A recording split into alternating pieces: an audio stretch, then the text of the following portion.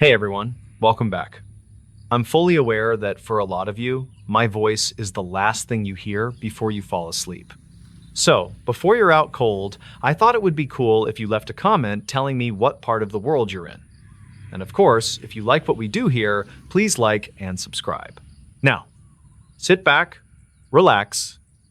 In this new story, three hikers' last moments were recorded in the ice. The glaciers of the Pacific Northwest are not just rivers of ice, but they are also vaults of history.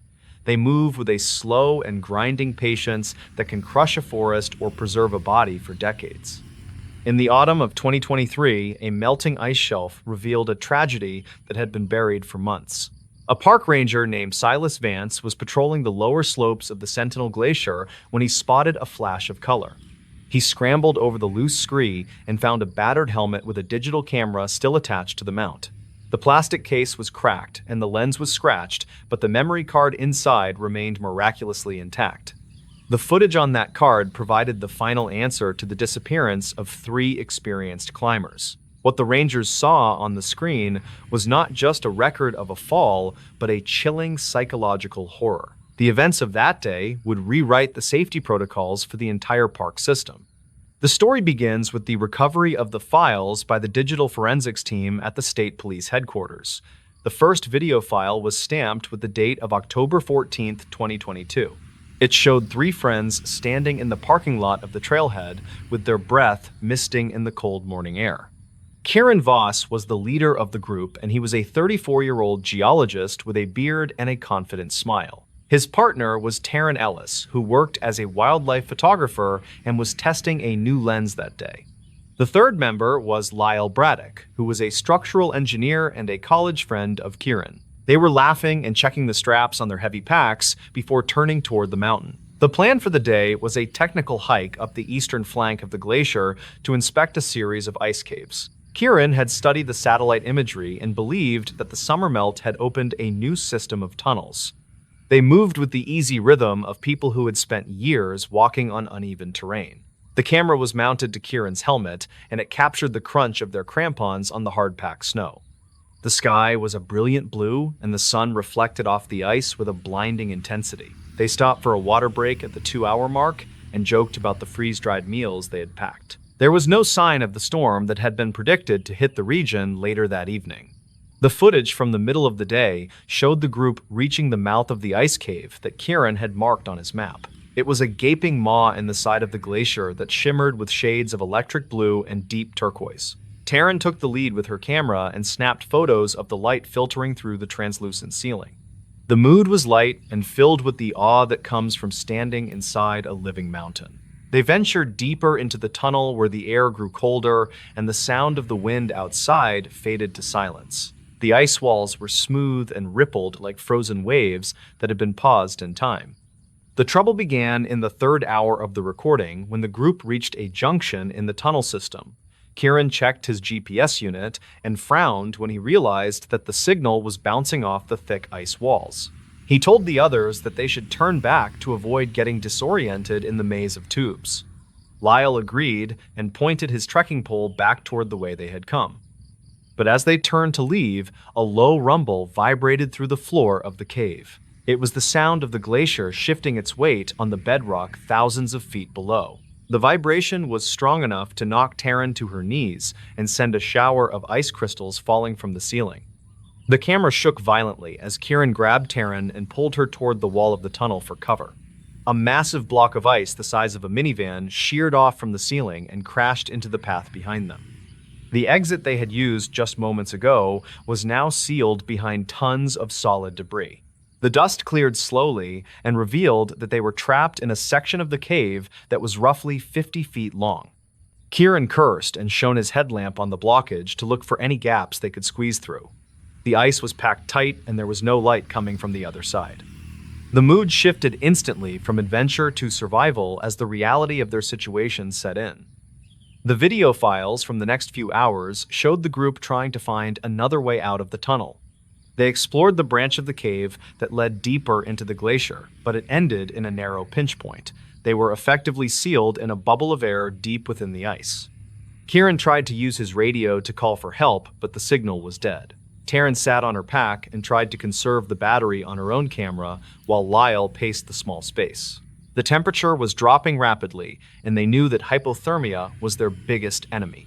They decided to conserve their energy and huddle together for warmth near the center of the cavern. Kieran set up the helmet camera on a small tripod of ice to document their situation in case they were found. He spoke clearly into the microphone and stated the date and the time and their approximate coordinates. He explained that they had food for 2 days and enough fuel to melt snow for water. He tried to sound optimistic for the sake of the others, but the fear was evident in his eyes. The ice groaned around them constantly and sounded like the belly of a waking beast. Night fell on the mountain, and the cave plunged into absolute darkness, save for the single beam of a lantern. The camera continued to record in short bursts as Kieran tried to save the battery for crucial moments. They took turns sleeping while one person stayed awake to listen for the sound of search and rescue teams. Taryn reported hearing the thump of a helicopter rotor at one point, but it was faint and distant. They screamed and blew their emergency whistles until their throats were raw. But the thick ice walls acted as a sound dampener that swallowed their cries. The second day in the cave brought a new and terrifying development that the camera captured in high definition. Lyle began to complain of a headache and said that he could smell something sweet, like almonds. Kieran checked the air quality monitor on his watch and saw that the oxygen levels were slowly dropping. The cave was not just a prison, but it was an airtight seal that was slowly suffocating them. They realized they had to dig their way out or they would fall asleep and never wake up. They took turns chipping at the blockage with their ice axes, but the progress was agonizingly slow. The physical exertion burned up their remaining oxygen faster and made them dizzy and weak. Taryn collapsed after an hour of digging and had to be dragged back to the sleeping bags. Kieran filmed a final update, and his speech was slurred and his movements were sluggish. He apologized to his family and said that they had tried their best to make it home. He turned the camera so it faced the group as they huddled together for what they thought was the end. The light from the lantern flickered and died and left them in pitch-black darkness. But the camera had one final surprise left in its circuitry as it switched to infrared night vision mode. The lens captured the scene in a grainy green hue that made the ice look like the surface of an alien planet. The three hikers were motionless in their sleeping bags, and their breathing was shallow and slow. The silence of the tomb was heavy and oppressive for nearly 2 hours. Then, the microphone picked up a sound that was not the shifting of the ice or the wind. It was the distinct mechanical hum of a snow groomer engine. The camera recorded a vibration that shook dust from the ceiling as the heavy machine passed directly overhead. The hikers were too far gone into unconsciousness to hear the vehicle that was just yards away. The machine paused, and the sound of heavy boots crunching on the snow was audible through the ice. A muffled voice spoke and asked if the area was clear for the blast. Another voice replied in the affirmative and said that the ski run was closed for the season prep. The realization hit the investigators like a physical blow as they watched the footage in the lab. The hikers were not lost in a remote wilderness as everyone had assumed during the massive search operation. They had been trapped directly beneath a popular ski run that was being prepared for the winter opening. The remote ice cave was actually a shallow formation located just a few hundred yards from the main lodge. The rescue teams had been searching the high peaks and the dangerous ridges miles away from the resort. Kieran and his friends had been dying slowly while people worked and drove machines right on top of their heads. The tragedy on the screen deepened as the voices above faded and the sound of the machine moved away. The camera battery was critically low, and the red recording light blinked rapidly in the darkness. Just before the screen cut to black, the ice wall behind the hikers began to glow with a faint light. It was the sunlight filtering through the snow that the grooming machine had scraped away. If they had been awake, they would have seen that salvation was separated from them by only 2 feet of frozen water. They could have broken through with a single determined kick if they had the strength left to stand. The final frame of the video showed Kieran's hand twitching, as if he was dreaming of reaching for the light. Then the battery died, and the file ended with a sharp digital chirp. The coroner's report later confirmed that they died of carbon dioxide poisoning shortly after the camera shut down. They passed away peacefully in their sleep without knowing how close they were to the surface. The discovery of the camera and the bodies sparked a massive inquiry into the mapping of the resort boundaries. The rangers who found the site were shocked to discover that the cave entrance had been hidden by a snow bridge. The hikers had essentially walked into a trap that was invisible from the surface and the air. The remote feeling of the cave was an acoustic illusion created by the density of the blue ice. It was a pocket of silence in the middle of a busy mountain that swallowed 3 lives without a trace. The fact that the camera had survived the winter and the subsequent thaw was a stroke of pure luck. The investigation revealed that the landslide that trapped them was likely caused by their own weight shifting a keystone block. It was a freak accident of geology that could not have been predicted or prevented by skill. But the proximity to safety was the detail that haunted the families and the community for years. To know that they were within shouting distance of help, but were silenced by the physics of the ice, was devastating. The Park Service installed new sensors and ground-penetrating radar to map shallow voids near the ski runs. The footage from Kieran's camera was never released to the public out of respect for the victims, but the transcripts and the timeline were used to teach survival courses on the dangers of ice caves. The story of the 3 hikers became a somber warning about the deceptive nature of the alpine environment. You can be miles from civilization, or you can be right under the feet of a rescuer, and the result is the same. The ice does not care about your location, or your experience, or your will to live. One detail that the rangers kept to themselves was the audio from the very end of the recording, when the audio technicians enhanced the sound file to hear the voices of the workers above. They also picked up a sound coming from inside the cave that the hikers had never noticed. It was the sound of running water trickling through a small crack in the floor of the cavern. If the group had followed the water instead of trying to dig up, they would have found a drain. The drain led to a lower outflow that opened up into the daylight just 50 feet down the slope. They had been sitting on top of their escape route the entire time while they focused on the ceiling. It was a cruel twist of fate that is common in the disorientation of high-stress survival situations. The mind focuses on the barrier in front of it and ignores the options that are out of sight. The water flowed freely to safety while the men and women froze to death in the trap. It serves as a reminder to always look for the path of least resistance when the walls close in. The camera now sits in an evidence locker in a labeled bag that tells the story of that October day. It is a small black box that holds the last laughs and the last fears of 3 adventurous souls. The memory card is a digital ghost that repeats their final hours in a loop of binary code. The rangers who watched it say that the hardest part is seeing the hope in their eyes at the start. The transition from the joy of discovery to the resignation of death happens so slowly it is barely noticeable. The Sentinel Glacier has since receded further, and the cave where they died no longer exists. The ice has melted and flowed down to the river and joined the ocean far away. But the lesson remains etched in the minds of everyone who walks the high trails of the park. The wilderness is a beautiful place, but it is filled with traps that are waiting for a mistake. And sometimes, the most dangerous trap is the one that looks like a safe shelter from the storm. The families of Kieran and Taryn and Lyle placed a memorial plaque near the trailhead the following summer. It lists their names and their dates of birth and a quote about their love for the mountains. It does not mention the cave or the camera or the grooming machine that drove over their grave. It simply asks the hikers who pass by to respect the land and to watch out for each other. Because out there on the ice, the line between a hike and a tragedy is thinner than a snowflake. The silence of the winter woods is heavy with the secrets of those who did not return. The wind blows through the trees and carries the whispers of the past to those who listen. And if you stand very still near the base of the glacier, you can almost hear the hum of the ice. It is a sound that is both a song of creation and a warning of destruction. For the 3 friends who walked into the blue dark, it was the last song they ever heard. What the hikers heard inside the cave is unexplained. The dense woodlands of the Mark Twain National Forest in southern Missouri conceal hundreds of documented caves and sinkholes that stretch for miles beneath the limestone bedrock.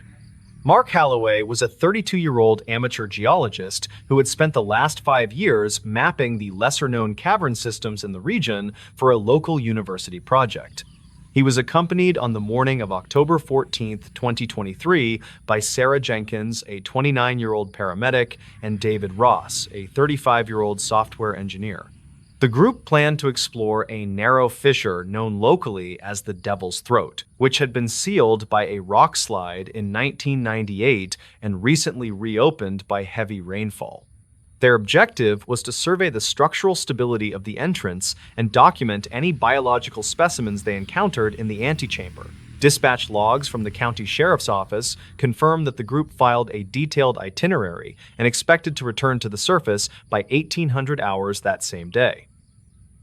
The three hikers parked their vehicle at a trailhead 5 miles from the nearest paved road and hiked for 2 hours through rough terrain to reach the cave entrance. They were equipped with industrial-grade headlamps and climbing gear, along with digital audio recorders to capture notes during the descent.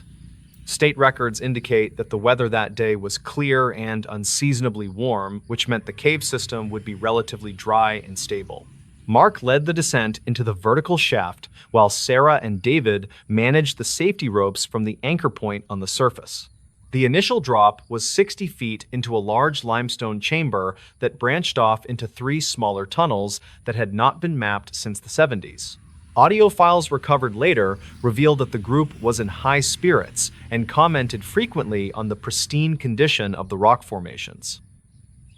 The group decided to follow the central tunnel, which sloped downward at a steep 40-degree angle and appeared to lead toward an underground aquifer. They moved slowly and checked the oxygen levels with a handheld meter every 50 feet to ensure the air remained breathable. David mentioned in one of the recordings that the temperature dropped significantly as they passed the 300-foot depth marker. He described a heavy silence that seemed to swallow the sound of their boots scraping against the damp stone floor. They had been underground for approximately 3 hours when Sarah suddenly signaled for the group to stop moving. She claimed she could hear a rhythmic thumping sound echoing from deep within the tunnel ahead of them. The sound was faint at first, but it gradually grew louder and more distinct as they held their breath to listen. Mark assumed the noise was caused by water dripping onto a hollow rock surface, or perhaps the shifting of limestone plates settling deeper in the earth. He pulled out his high-fidelity audio recorder and pointed the directional microphone down the dark corridor to capture the anomaly for analysis. The recording from that moment captures a low-frequency pulse that repeats exactly every 4 seconds without variation. David noted that the rhythm was too precise to be a natural geological occurrence and suggested it sounded mechanical. The group debated whether to turn back, but Mark insisted they investigate the source to rule out the possibility of trapped miners or illegal excavation equipment. They proceeded cautiously down the tunnel for another 200 yards until the passage opened up into a massive cathedral-sized cavern. The cavern was filled with towering stalagmites and a large pool of stagnant water that reflected the beams of their flashlights. The rhythmic thumping sound stopped abruptly the moment they stepped into the open space, leaving them in total silence once again. Sarah reported feeling a sudden drop in air pressure that made her ears pop painfully and caused a wave of dizziness. She checked the atmospheric monitor, but the device showed stable readings for oxygen and carbon dioxide levels. David scanned the perimeter of the room with his light and spotted a dark recess on the far wall that looked like a man-made mine shaft. He walked toward it to investigate while Mark stayed near the water to collect sediment samples. It was at this moment that the audio recorder picked up a voice whispering directly into the microphone.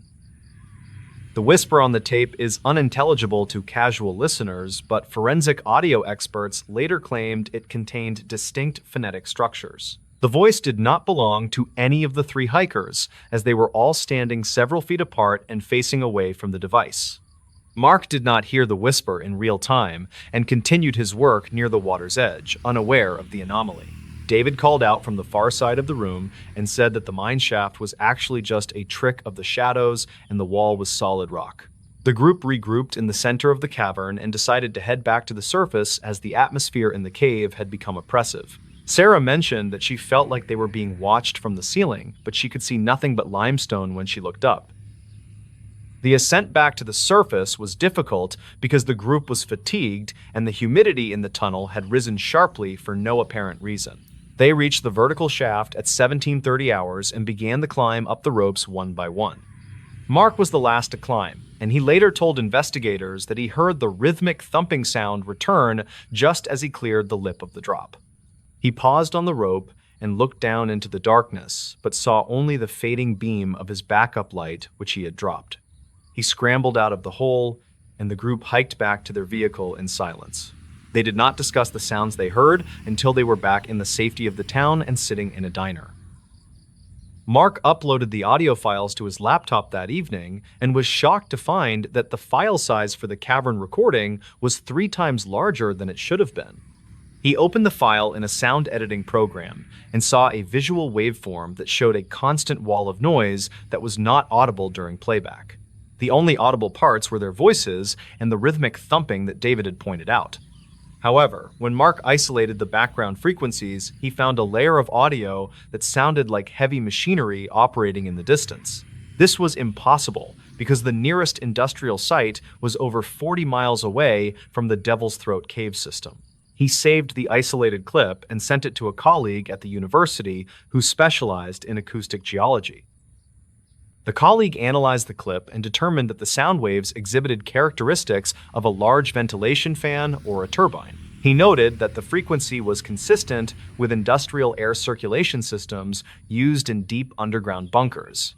This analysis contradicted the official Geological Survey maps, which stated that the area was solid bedrock with no man-made structures. Mark tried to return to the cave 2 weeks later to verify the findings, but found the entrance blocked by a fresh rock slide. A park ranger stationed at the trailhead informed him that the area had been closed off indefinitely due to seismic instability. The ranger refused to elaborate on when the instability had been detected or who had authorized the closure. Some locals in the nearby town of Winona claimed that military trucks had been seen entering the forest access roads late at night during that same week. A retired miner told a local reporter that there were old lead mines in the area that connected to natural caverns, but they had been sealed by the government in the 70s. He suggested that the sounds the hikers heard were likely echoes from unauthorized drilling operations that were being hidden from the public. However, the Department of Natural Resources issued a statement denying any mining permits in that sector of the Mark Twain National Forest. The official explanation for the noise was shifting tectonic plates, causing acoustic resonance in the limestone chambers. David Ross later posted a detailed account of the expedition on a forum for spelunkers and included the audio clip of the rhythmic thumping. The thread generated hundreds of theories ranging from underground rivers to secret government facilities. One user, who claimed to be a former audio engineer, analyzed the whisper on the tape and suggested it was a reversed speech pattern. When the clip was played backward, the whisper seemed to say a phrase that sounded like "protocol initiated." David eventually deleted the post and his account without explanation 3 months after the incident. Friends of David stated that he had become paranoid about his digital privacy and believed his computer was being monitored. Sarah Jenkins never returned to caving after that trip and focused her energy on her career as a paramedic. She told her family that the feeling of pressure she experienced in the cavern had resulted in permanent tinnitus in her left ear. Medical records from November 2023 show that she was treated for a ruptured eardrum consistent with exposure to rapid barometric pressure changes. The doctor noted in the file that such an injury was unusual for a recreational caver who had not descended below 500 feet. Sarah maintained that the air pressure in the room had shifted instantly, as if a massive vacuum had been turned on. Her testimony aligns with the theory of a ventilation system, but conflicts with the lack of physical vents in the cave. Mark continued his geological work, but shifted his focus away from the Devil's Throat area and onto surface formations. He kept the original recordings on a hard drive in a safe deposit box and refused to release the full raw files to the public. He claimed in a private email to his professor that there were other sounds on the tape that he had not noticed initially. These sounds were described as high-pitched screeches that were outside the range of human hearing, but visible on the spectrogram. He feared that releasing the data would discredit his academic reputation or draw unwanted attention from the authorities. The hard drive remains in storage, and the full extent of what was captured that day is known only to him.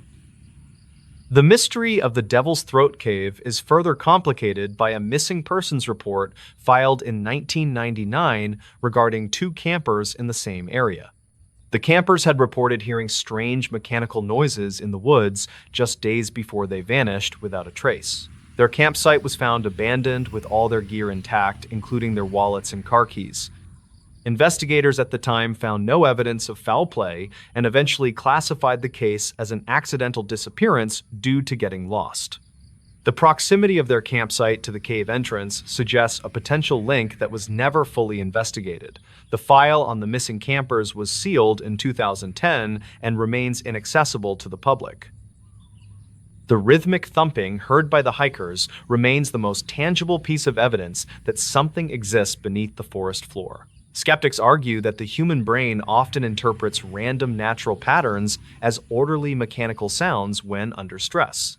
They cite the phenomenon of pareidolia, where the mind imposes structure on chaos to make sense of the unknown. However, the digital evidence of the waveform and the physical injury to Sarah's ear provide hard data that is difficult to dismiss. The cave entrance remains buried under tons of rock and soil, ensuring that no one else can verify the source of the sound. The forest above continues to grow silent and undisturbed, masking whatever lies waiting in the dark below. In this news story, this frozen cabin became a deadly trap. The high-altitude wilderness of the Northern Rockies is a beautiful but indifferent killer of the unprepared. Most people who vanish in these mountains are presumed to have fallen victim to the cold or an avalanche. But in the winter of 2023, a discovery was made that changed the narrative of the region. A search and rescue operation for a missing telecom technician revealed a nightmare hidden in the deep woods. The official police reports describe a scene that was carefully constructed to lure and entrap a specific type of victim. What the investigators found inside the snow-covered structure was not just a crime scene, but a psychological torture chamber. The details of the case were kept from the press for months to protect the privacy of the surviving family. Callum Hines was a 42-year-old infrastructure specialist who worked for a private contractor in Montana. He was a man who preferred the solitude of the high peaks to the noise of the office. His job involved the maintenance and repair of remote relay towers that kept the cellular networks alive in the winter. Callum was experienced in winter travel and carried a survival pack that was the envy of his colleagues. On a Tuesday in late January, he was assigned a routine ticket to check a tower on Jagged Ridge. The sensors on the tower had stopped reporting data, and the company feared that ice had damaged the solar panels. The weather forecast for that morning predicted clear skies with a storm system moving in late in the afternoon. Callum loaded his heavy-duty snowmobile onto the trailer and drove the 3 hours to the trailhead. He parked his truck in the designated lot and noted that he was the only vehicle in the area. The air was crisp and the snow was packed hard enough to make for a smooth ride up the logging road. He unloaded the machine and checked his radio to confirm that he had a signal before heading into the trees. The ride up the mountain was uneventful, and he reached the tower site just before noon as planned. He spent 2 hours clearing thick ice from the solar array and replacing a faulty battery in the control box. The work was physically demanding, and he was sweating under his heavy layers despite the freezing temperatures. By the time he finished the job, the sky had turned a dark and ominous shade of gray. The storm that was supposed to arrive in the evening had accelerated and was now cresting the western peaks. Callum packed his tools quickly and secured the panel covers to ensure they would hold against the wind. He mounted his snowmobile and started the descent with the hope of beating the worst of the snow. He had only traveled 2 miles when the whiteout conditions descended upon the mountain with terrifying speed. The wind whipped the snow into a frenzy that reduced visibility to less than 5 feet in front of his machine. Callum slowed to a crawl and tried to follow the faint depression of the trail he had made on the way up.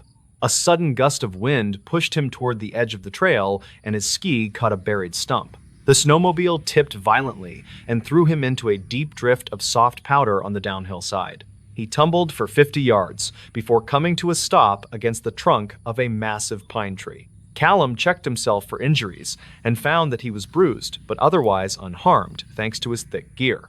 He tried to climb back up the slope to the machine, but the snow was chest-deep and unstable. Every step he took caused him to slide back down, and he quickly realized that he was stuck in the ravine. The wind was howling so loud that he could not hear if the engine of his snowmobile was still running. He checked his radio and found that the impact had cracked the casing and rendered the device useless.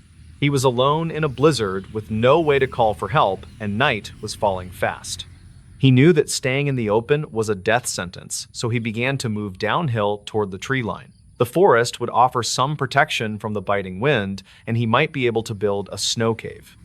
He waded through the deep drifts for an hour until his legs burned with exertion and his breath came in gasps. It was then that he saw a shape in the distance that looked too straight to be a natural formation.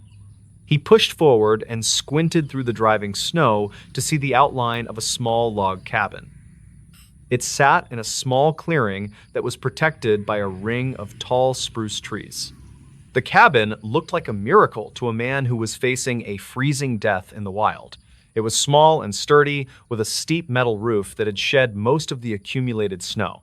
There was no smoke coming from the chimney, but the structure looked well maintained and not like an abandoned ruin. Callum approached the front porch and stomped the snow from his boots before reaching for the door handle. He expected it to be locked, but the heavy latch clicked open with a smooth, mechanical sound. He stepped inside and pushed the door shut against the wind until it latched with a solid thud. The interior of the cabin was dark and cold, but it was a sanctuary from the raging storm outside. Callum fumbled in his pocket for his flashlight and swept the beam around the single room to assess his surroundings.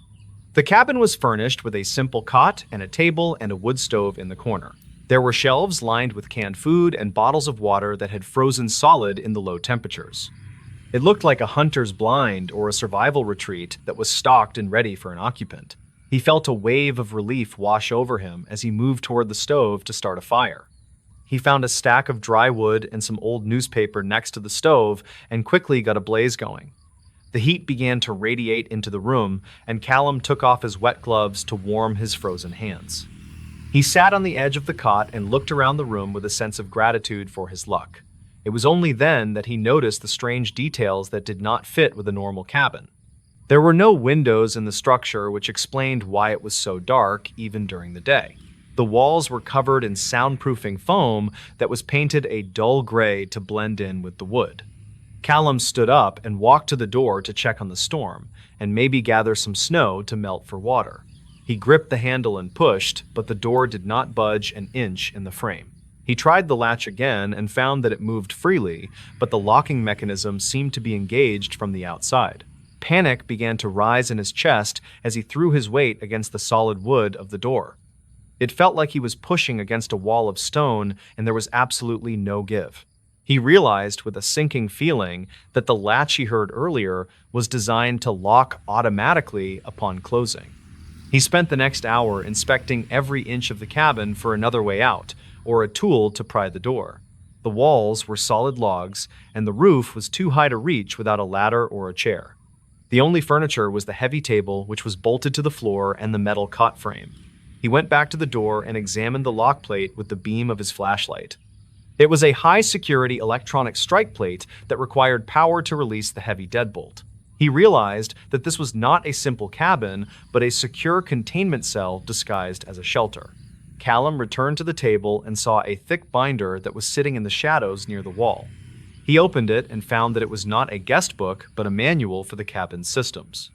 The pages described the ventilation and the heating and the waste disposal units in dry technical language. There was a section on the locking mechanism that confirmed his fears about the automatic engagement. But the most chilling part was the handwritten notes in the margins of the pages.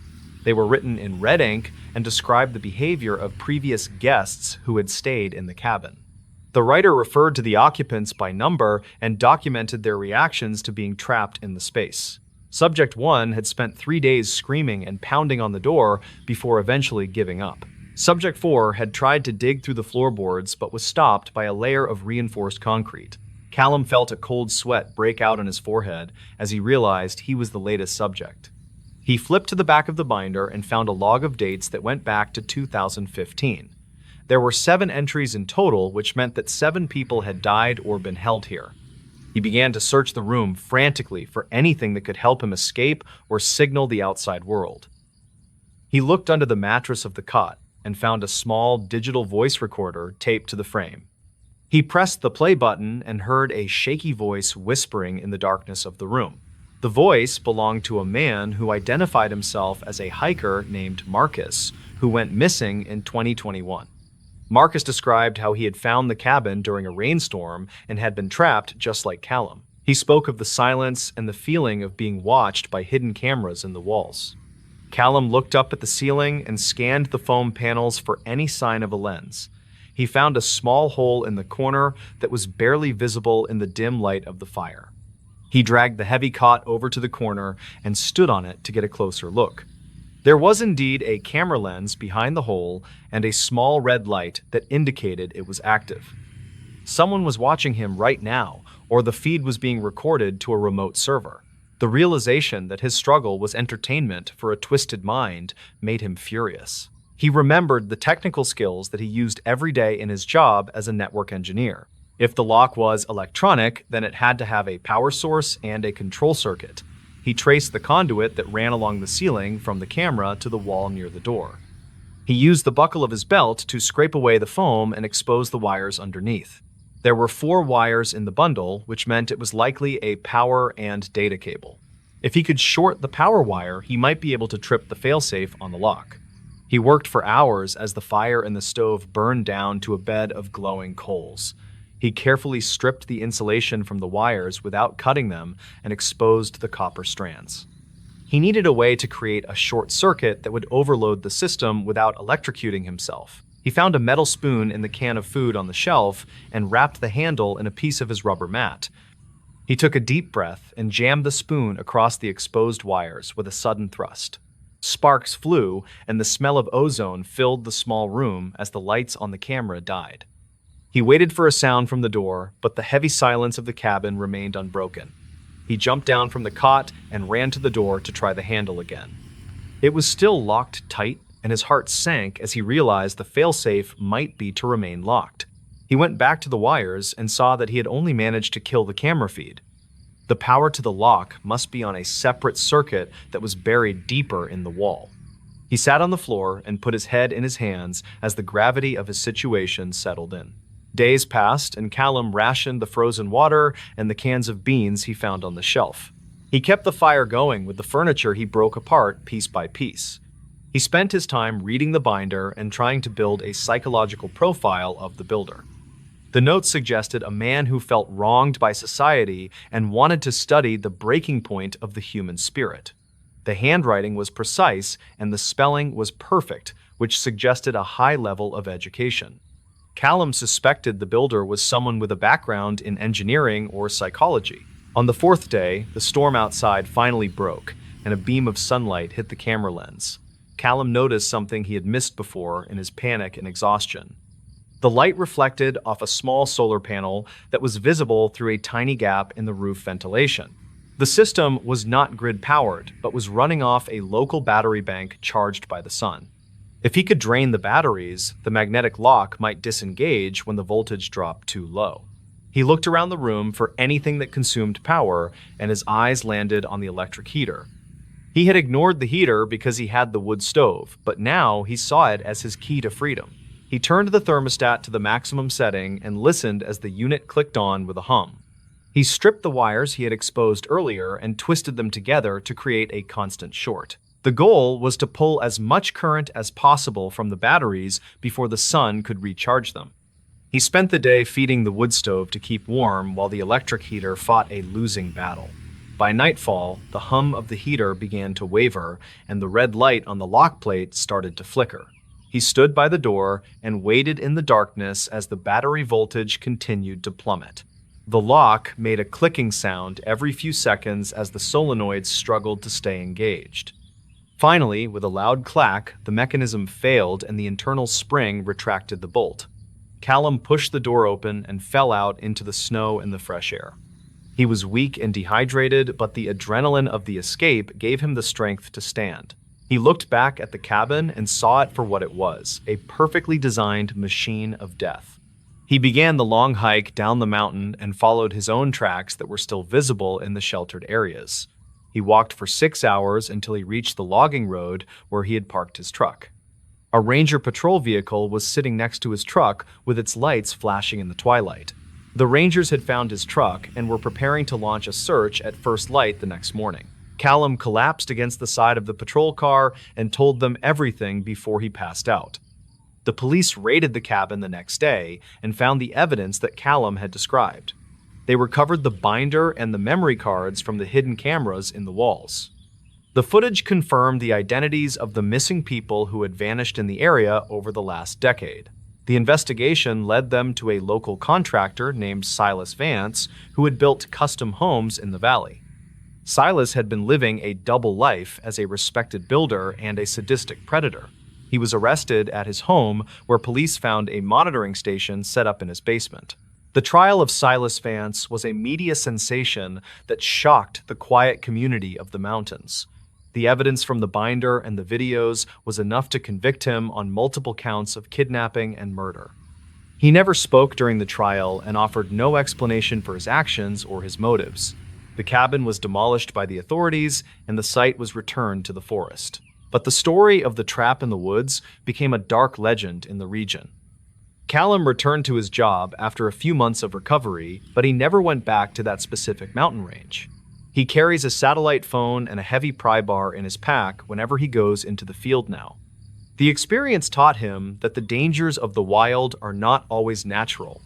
Sometimes the most terrifying thing in the forest is the mind of a man. The memory of that clicking lock and the silence of the room still wakes him up at night. He knows that he survived only because he refused to play the game that had been set for him. The investigators later revealed a detail that they had kept from Callum during the initial debriefing. The solar system on the cabin had been upgraded just weeks before Callum arrived. If he had been trapped there a month earlier, the batteries would have been too weak to power the heater. The very thing that was meant to make the prison more secure ended up being the flaw that saved him. It was a twist of fate that allowed him to walk out of a tomb that was meant to hold him forever. The woods have reclaimed the clearing where the cabin once stood, and the trees have grown over the path. But the locals still avoid that ridge and tell their children to stay on the marked trails. They say that you can still feel the cold eyes of the camera watching you from the shadows. The wilderness is vast, and it keeps its secrets well until the snow melts. And for one man, the melting snow revealed a second chance at life that he will never take for granted. The trap failed, but the scars it left behind are permanent and deep. This dashboard camera captured a figure miles from town. The desolate stretch of asphalt, known as United States Route 50, cuts through the heart of Nevada and has earned the moniker the loneliest road in America due to its vast, unpopulated distances. Arthur Reed was a 38-year-old heavy-haul transport specialist who had spent the last 15 years navigating the most remote highways in the western United States. Reed was employed by a logistics firm based in Salt Lake City that specialized in moving sensitive mining equipment to isolated extraction sites. He was known among his supervisors as a meticulous driver who strictly adhered to safety protocols and maintained his vehicle with obsessive care. On the night of August 12, 2023, Reed was tasked with transporting an oversized generator unit from a depot in Ely to a distribution center in Reno. The total weight of his rig exceeded 80,000 pounds, which required him to drive during off-peak hours to minimize traffic disruption. Dispatch logs from the trucking company confirm that Reed completed his pre-trip inspection at 2300 hours and departed the Ely yard shortly before midnight. The vehicle Reed was operating was a late-model Kenworth T680 equipped with a sophisticated telematics suite and a dual-lens dashboard camera system. The camera was designed to record high-definition video of the road ahead while simultaneously monitoring the driver for signs of fatigue or distraction. The system was hardwired into the truck's electronic control unit, which allowed it to tag video files with real-time data regarding speed and braking force. Reed merged onto Route 50 and set his cruise control to 55 miles per hour as he settled in for the long drive across the Great Basin Desert. The weather reports for that night indicated clear skies with unlimited visibility and an ambient temperature of 65 degrees. Reed later told investigators that the first 3 hours of the trip were completely uneventful, and he encountered fewer than 5 other vehicles during that time. He listened to satellite radio talk shows to stay alert as the endless line of reflector posts flashed by in the darkness. The incident occurred as Reed was approaching the Eureka County line near a geographic depression known as Antelope Valley at approximately 3:14 in the morning. The road in this section is characterized by long straightaways that can lull drivers into a state of highway hypnosis if they are not careful. However, the telemetry data from the truck's black box indicates that Reed was actively making micro-adjustments to the steering wheel, which proves he was fully alert. The onboard radar system, which is designed to detect obstacles and automatically engage the brakes if a collision is imminent, suddenly issued a proximity warning. Reed stated that he heard the sharp, audible alarm from the dashboard a split second before his headlights illuminated a shape in the middle of the westbound lane. He instinctively slammed on the air brakes and disengaged the cruise control while gripping the steering wheel to maintain control of the massive load. The physics of stopping a fully loaded semi-truck on a 2-lane highway required Reed to manage the braking pressure carefully to avoid jackknifing the trailer. The tires screamed against the asphalt as the anti-lock braking system pulsed rapidly to prevent a skid. Reed reported seeing a figure standing directly on the double yellow line approximately 200 feet in front of his grill. The figure did not attempt to move or jump out of the way of the 40-ton vehicle hurtling toward it. Reed managed to steer the cab slightly onto the gravel shoulder to widen the gap between the truck and the obstacle. The truck came to a violent halt in a cloud of dust and burnt rubber, roughly 50 yards past the point where the figure had been standing. The cabin was silent except for the heavy breathing of the driver and the mechanical ticking of the cooling engine block. Reed sat frozen in the driver's seat for nearly a minute as he processed the near collision and waited for his heart rate to stabilize. He checked the side mirrors, expecting to see a confused pedestrian or a deer standing on the road behind the trailer. The view in the mirrors was pitch black, save for the red glow of the trailer clearance lights reflecting off the settling dust. Reed unbuckled his safety belt and retrieved a heavy-duty Maglite flashlight from the door storage compartment. He opened the cab door and stepped out onto the aluminum running board before jumping down to the gravel shoulder. The air outside was silent and smelled strongly of sagebrush and ozone from the braking friction. Reed swept the beam of his flashlight across the roadway and the surrounding desert scrub looking for the person he was sure he had almost killed. The driver conducted a thorough grid search of the immediate area for 20 minutes, walking back and forth along the asphalt and the dirt embankments. He looked for footprints in the soft sand on the shoulder that would indicate where the person had entered or exited the highway. According to Reed's statement to the police, there were no footprints anywhere near the site except for his own boot marks. The asphalt itself showed the heavy black skid marks from his tires, but there was no physical evidence of a pedestrian. Confused and unsettled, Reed returned to the cab and locked the doors before calling the authorities via his satellite phone. He reported a potential hazard on the roadway and requested a patrol unit to verify the area was safe. While he waited, he decided to access the onboard computer to review the footage. The dashboard camera system had a small display screen mounted on the windshield that allowed drivers to play back recent events. Reed navigated the menu to the timestamp of the hard braking event and pressed play on the video file. The footage was crisp and clear, showing the high beams cutting through the darkness of the desert night. At exactly 03:14 and 12 seconds, a pale shape appeared on the center line at the edge of the light's reach. Reed paused the video and used the digital zoom function to get a closer look at the anomaly. The figure appeared to be a human male of average height, wearing a gray suit that looked tailored in a style from the mid-20th century. The man was standing with his arms at his sides and his head turned slightly to the north, away from the oncoming truck. A Nevada Highway Patrol trooper arrived at the scene 45 minutes later, after being dispatched from the nearest substation in Austin. The trooper parked his cruiser behind Reed's truck and activated his emergency lights to warn any approaching traffic. He approached the cab and interviewed Reed, who was still visibly shaken by the experience. The officer recorded Reed's statement and then conducted his own inspection of the roadway using a high-powered spotlight. The trooper also utilized a handheld thermal imaging camera to scan the surrounding desert for heat signatures. The thermal display showed the residual heat from the truck's tires and engine, but the desert itself was a uniform cool blue. There were no warm shapes, indicating a person hiding in the brush or walking away from the highway. Reed invited the trooper into the cab to view the dashboard camera footage to prove that he had not been hallucinating. The officer watched the video several times and agreed that there was undeniably a person standing in the lane. However, the trooper noticed a disturbing detail that Reed had missed during his initial panic. As the truck approached the figure, the bright LED headlights should have cast a long shadow behind the man stretching out into the darkness. The video showed that the figure cast absolutely no shadow on the asphalt despite being fully illuminated.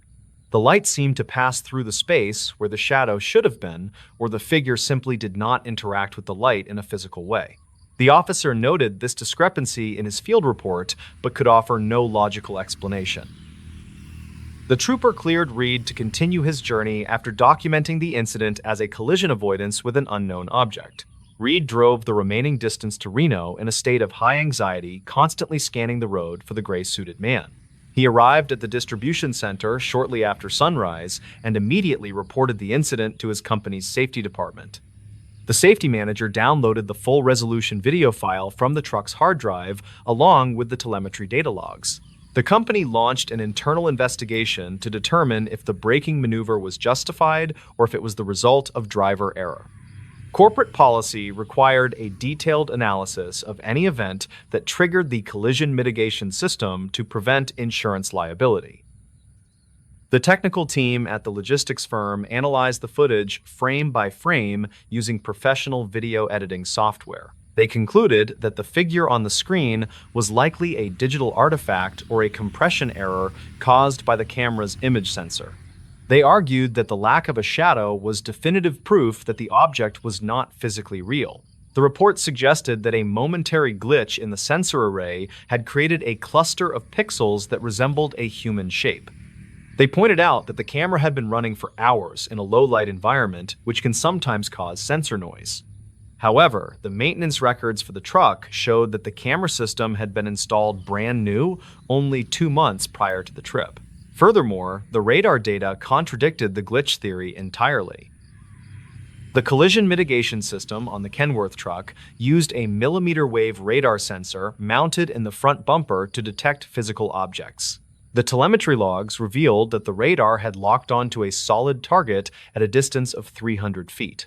The system had calculated the time to impact and had initiated the braking sequence independently of the driver's reaction. This meant that the truck's computer had detected a physical mass on the road at the exact same location where the camera saw the figure.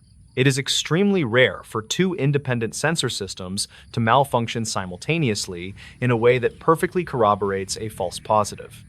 The conflict between the visual evidence of a shadowless figure and the radar evidence of a solid object baffled the company engineers. Some locals in the historic mining towns along Route 50 have passed down stories of strange occurrences on that highway for decades. Archives from the Eureka Sentinel newspaper in the 1950s contain a brief article about a traveling salesman who vanished on that same stretch of road. The salesman was reportedly last seen wearing a gray business suit and driving a sedan that broke down near Antelope Valley. His car was found abandoned on the roadside with the keys in the ignition, but the man was never seen again. Investigators at the time found no evidence of foul play, and the case eventually went cold. While there is no direct link between the cold case and Reed's video, the description of the clothing bears a striking resemblance to the figure on the tape.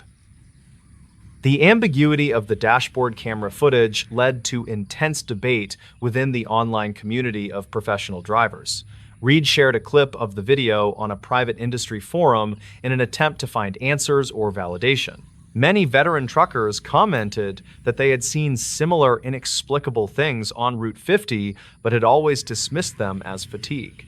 One user, who claimed to be a former optical engineer, offered a detailed critique of the glitch theory. He explained that a sensor glitch would typically appear as a geometric block of color or a streak rather than a detailed human silhouette. He also noted that the figure's perspective changed correctly as the truck moved closer, which suggests it was a three-dimensional object in the environment. The video was eventually leaked to a freelance investigative journalist who specialized in analyzing digital evidence of anomalous events. The journalist hired an independent video forensic expert to perform an enhancement on the raw footage. The expert adjusted the gamma levels and contrast to reveal details that were hidden in the deep blacks of the video. The enhanced footage revealed a second anomaly that neither Reed nor the police had noticed at the scene. Crouched low near a mile marker post on the left side of the road was a second smaller figure that appeared to be watching the man in the suit. The second figure was blurry and indistinct, but its presence added a new layer of complexity to the incident. If the first figure was a glitch, it is statistically impossible for a second coordinated glitch to appear in the same frame. Reed was deeply disturbed by the discovery of the second figure and felt a retrospective sense of dread about getting out of the truck. He realized that while he was searching the darkness with his flashlight, he might have been observed by whatever was crouching by the road.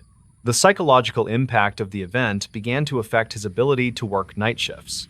He requested a transfer to a local daytime delivery route in the Pacific Northwest to avoid the isolation of the desert highways. He eventually resigned from the logistics company in 2025, citing persistent insomnia and anxiety related to driving. Reed moved to a small coastal town in Oregon, where he opened a hardware store and tried to leave his life on the road behind. The scientific community generally dismisses such accounts as pareidolia, where the brain interprets random patterns as familiar objects. However, a group of researchers from a university in Nevada decided to test the optical conditions of the sighting in 2024. They obtained permission to close that section of Route 50 for one night to conduct a recreation. They placed a mannequin dressed in a gray suit on the center line at the exact coordinates recorded by Reed's truck. They drove a similar vehicle toward the mannequin at various speeds while recording with the same model of dashboard camera. The resulting footage showed that in every single pass, the mannequin cast a distinct, long shadow on the asphalt.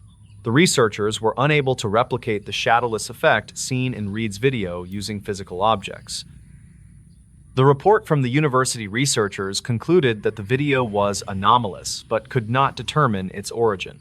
They suggested that if the video was not a fabrication, then it captured a phenomenon that defies the current understanding of optics. The lack of a shadow implies that the figure was either not solid or was emitting its own light that canceled out the shadows. However, the radar data confirms that the object was solid enough to reflect radar waves. This paradox remains the central point of contention for anyone who studies the case. The trucking company eventually sealed the full accident file and refused to release any further data, citing privacy concerns for their former employee. Arthur Reed still possesses a digital copy of the original raw video file on an encrypted hard drive in his home. He has refused lucrative offers from television production companies to license the footage for paranormal documentary series. He told a close friend that he does not want to sensationalize what happened because he believes it was a warning rather than a spectacle. The friend later posted on a forum that Reed is convinced the figure in the suit turned its head at the last possible second. Reed claims that although the camera resolution was too low to capture it, he saw the man's eyes through the windshield. He described them not as human eyes, but as reflective surfaces like those of a nocturnal predator caught in a spotlight. This detail is what keeps him awake at night more than the figure itself. The stretch of Route 50 near Antelope Valley remains open to traffic, and thousands of vehicles pass through it every year without incident. The tire marks from Reed's emergency stop have long since faded from the asphalt worn away by weather and time. The mystery of the shadowless man in the gray suit has become a modern legend among the long-haul truckers who drive the corridor. Some drivers claim that their radios fill with static when they pass that specific mile marker, while others report sudden drops in temperature. Whether these are genuine phenomena or merely the power of suggestion is impossible to say. The only concrete evidence that remains is a digital video file that shows a man standing where no man should be and a radar log that says something was there. In this new story, what happened inside this frozen Appalachian cabin will shock you. The dense forests of the Appalachian mountain range are known for swallowing secrets and hiding them under layers of heavy winter snow.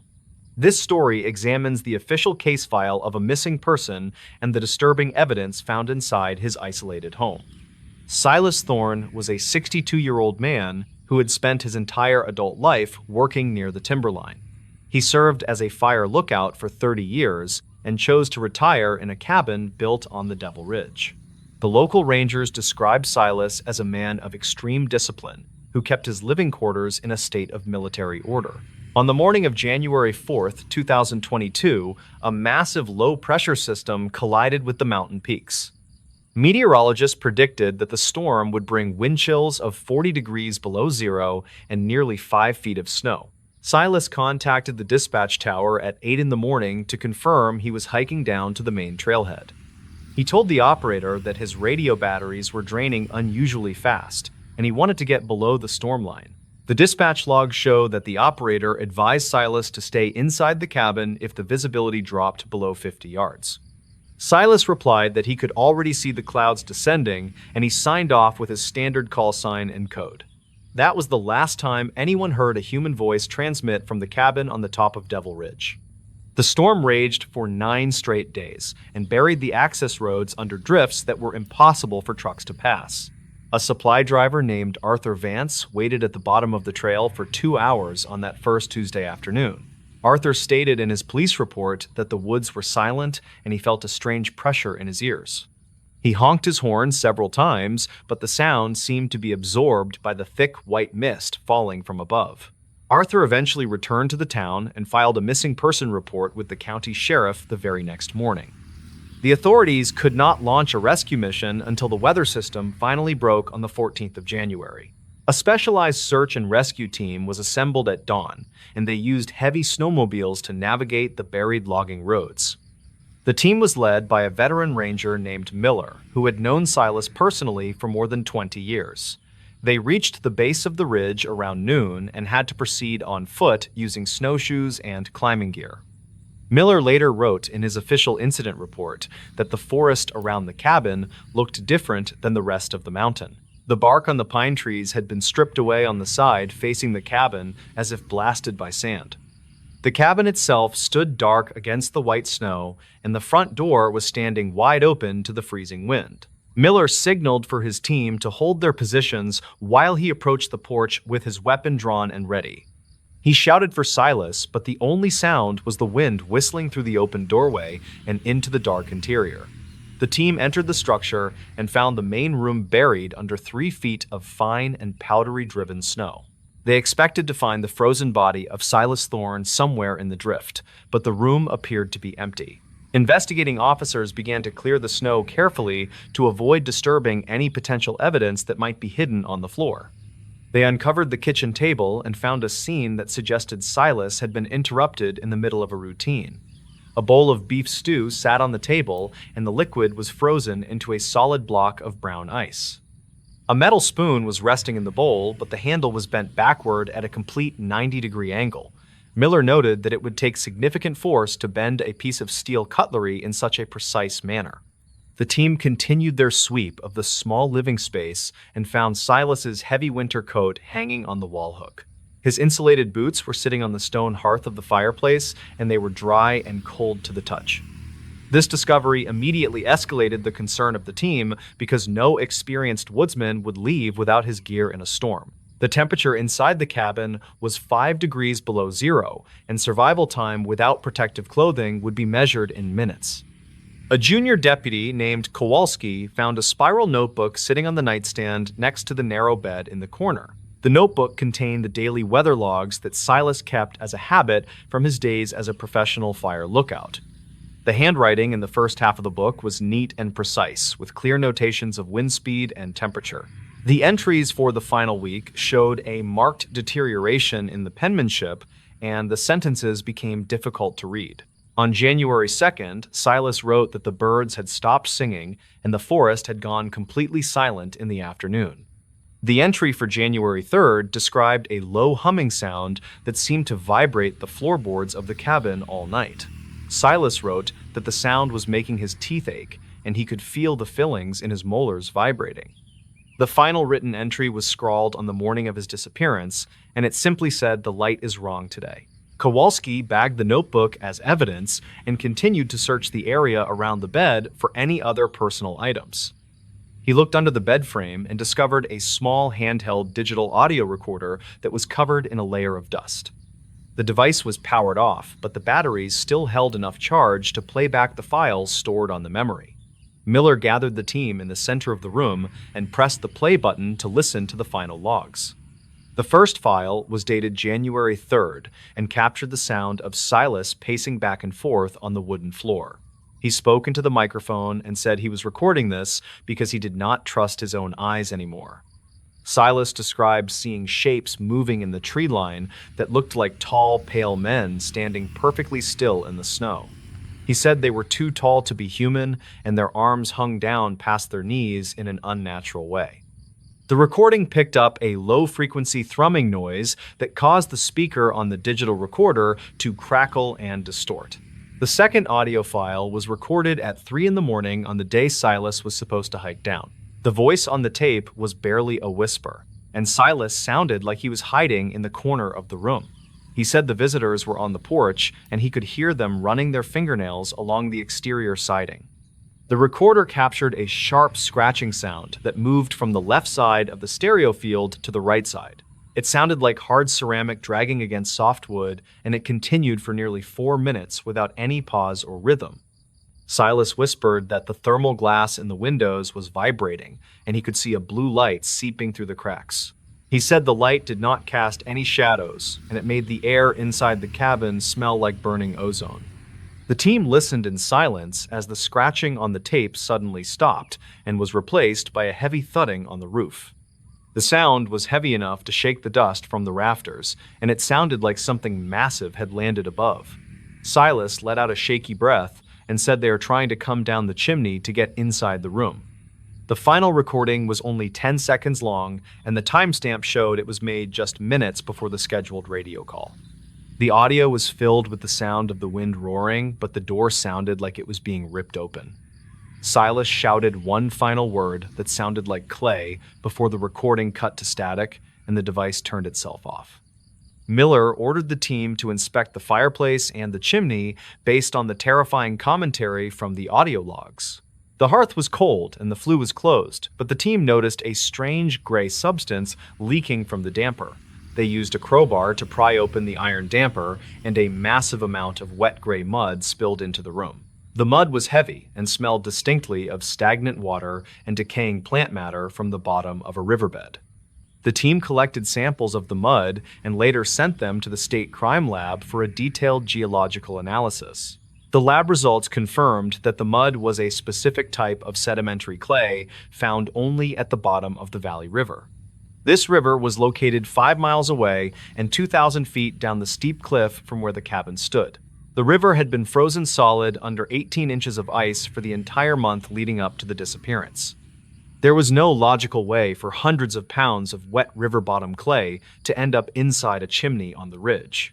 The forensic team also processed the interior of the cabin for fingerprints and DNA evidence that might explain the intruder. They found no foreign DNA in the cabin, and the only fingerprints belonged to Silas Thorne and the rescue team members. However, the team found a series of disturbing marks on the wooden ceiling beams directly above the center of the room. The marks were indentations in the wood that looked like they were made by human hands pressing upward with immense pressure. The size of the hands was significantly larger than an average human, and the fingers were long and incredibly thin. The pressure required to make such marks in solid pine beams would exceed the strength of any living person or animal. The team also noted that there were no ladder marks or furniture scratches on the floor beneath the ceiling prints. It was as if someone or something had floated up to the ceiling and pressed against the wood with crushing force. The investigation expanded to include a review of historical cases in the same sector of the National Forest Archives. A junior archivist discovered a dusty file from 1972 involving another lookout named Edward Haynes. Edward had vanished from a tower less than a mile from where Silas Thorne lived, and the details were strikingly similar. The report from 1972 stated that Edwards Tower was found with the door open and the radio smashed. The investigating sheriff at the time noted the presence of wet gray mud smeared on the windows and the floor of the tower. Edward was never found, and the case was closed as an accidental death due to exposure to the elements. Another file from 1954 described a team of loggers who abandoned their camp on the Devil Ridge overnight.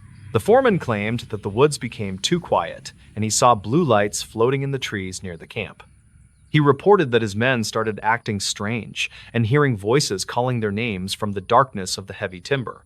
The logging company dismissed the crew, and the camp was reclaimed by the forest and eventually rotted away into the ground. The search for Silas Thorne continued for 3 weeks with the help of cadaver dogs and aerial drones with thermal cameras. The dogs picked up a scent trail that led from the cabin door to the edge of the steep cliff face. The trail ended abruptly at the precipice, as if Silas had simply stepped off into the empty air of the canyon. The drones scanned the valley floor and the frozen river below, but found no sign of a body or any clothing. The medical examiner suggested that the extreme cold and the scavenging animals would leave very little evidence after so much time. However, the lack of any physical trace left the family and the community with no closure and many unanswered questions. The official conclusion was that Silas suffered a mental break and wandered into the storm, where he succumbed to hypothermia. The strange evidence of the clay and the bent spoon was omitted from the final public statement to avoid panic. The cabin on Devil Ridge was boarded up by the Forest Service, and the trail leading to it was officially closed. Hikers who trespass in that area often report feeling a sudden drop in temperature even during the summer months. Some witnesses claim to see a figure standing on the edge of the cliff watching them with a dark and intense stare. A group of campers in 2023 reported hearing a digital voice recorder clicking on and off in the woods. They said the voice sounded like an old man reading weather coordinates and warning them to stay away from the trees. The Forest Service has denied these reports and insists that the area is safe, but they refuse to reopen the trail. The mystery of the frozen cabin remains one of the most baffling cold cases in the history of the region. The combination of the audio tapes and the physical impossibility of the clay suggests something far stranger than a storm. The mountain has a way of keeping its own counsel, and silence is often the only answer it gives to our questions. Silas Thorne spent his life watching the forest, and in the end, the forest decided to watch him back. The empty cabin stands as a monument to the things we do not understand and the boundaries we should not cross. The files on the desk of the sheriff are now collecting dust, but the story of the blue lights persists in the valley. Locals advise visitors to stay on the main roads and never to answer if they hear their name called in the woods. The legend of the Clayman has become a cautionary tale for children who want to play too deep in the forest. It serves as a grim reminder that civilization is just a thin shell that protects us from the wild and the unknown. When the wind blows from the north, you can hear the timber groaning under the weight of the snow and the history. The truth of what happened to Silas Thorne is likely frozen somewhere in the ice of the river or the heart of the mountain. We may never know what walked onto that porch or why it left the door open for the snow to enter. All we have are the recordings of a man who was brave enough to stay at his post until the very end. The final voicemail she left remains a mystery. The dense coniferous forests of the Olympic Peninsula in Washington state are known for their breathtaking beauty and their oppressive isolation during the winter months. Clara Mitchell was a 29-year-old freelance architect based in Seattle who specialized in designing sustainable off-grid housing. She had rented a remote cabin near the Hoh Rainforest for a 10-day solo retreat starting on November 10, 2023. Her objective was to finalize the blueprints for a major client without the distractions of the city and to hike the local trails for inspiration. Clara was an experienced outdoorswoman who had hiked portions of the Pacific Crest Trail and was known by her friends as cautious and highly prepared. Dispatch logs from the Jefferson County Sheriff Office confirmed that she arrived at the rental property on schedule and checked in with the property management company via a landline application. The cabin was located 5 miles down a private gravel road that was prone to washing out during heavy rains. The rental property was a two-story A-frame structure built in the late 70s that sat on a bluff overlooking a dense valley of hemlock and cedar trees. It was equipped with a satellite internet connection and a backup generator, but cell service in the area was notoriously spotty. Clara established a routine during her first 4 days, which involved working on her laptop in the mornings and hiking in the afternoons before the sunset. She communicated daily with her younger brother David, who lived in Portland, ensuring him that she was safe and productive. David later provided investigators with screenshots of their text messages, which showed Clara in high spirits, sending photos of the foggy landscape. The weather reports for the region indicate that a severe storm front moved in on the evening of November 14th, bringing 60-mile-per-hour winds and torrential downpours. The last confirmed text message from Clara was sent at 1945 hours that night, stating that the power was flickering. The storm intensified throughout the night of the 14th and continued into the following morning, knocking out power lines and blocking several access roads with fallen timber. David attempted to call Clara on the morning of November 15th, but his calls went straight to voicemail, which he assumed was due to the weather. He was not immediately alarmed because Clara had warned him that the satellite connection might go down during the storm. However, his concern grew when 24 hours passed without any word from his sister. He contacted the property management firm on the afternoon of November 16th and asked them to perform a welfare check on the cabin. The management company stated that they could not send a caretaker out until the county road crews had cleared the debris from the main highway. State records show that the road was not deemed passable until the morning of November 17th. David received a voicemail from Clara's number at exactly 3:42 in the morning on November 17th while he was asleep. He did not see the notification until he woke up at 6 in the morning and saw the missed call on his screen. The voicemail was 45 seconds long, and the audio quality was heavily distorted by static and digital compression artifacts. David listened to the message and was immediately struck by the tone of Clara's voice, which sounded breathless and terrified. She was whispering urgently into the microphone, and the background noise suggested she was outside in the wind. The transcript of the voicemail, which was later analyzed by audio forensic experts, contains several disjointed phrases that have never been fully explained. Clara can be heard saying they are on the roof, followed by a sound that resembles metal dragging across wet pavement. The most disturbing part of the voicemail occurs at the 20-second mark, when Clara suddenly stops whispering and goes silent for 10 seconds. The silence is broken by a loud mechanical thrumming sound that vibrates the microphone diaphragm, causing the audio to clip. Clara then speaks her final words, which were transcribed as, "Don't let them inside," before the call abruptly disconnects. David called the Jefferson County Sheriff Office immediately after hearing the message and reported his sister as a missing person in distress. He forwarded the voicemail file to the dispatch center and drove 4 hours north to the peninsula to join the search.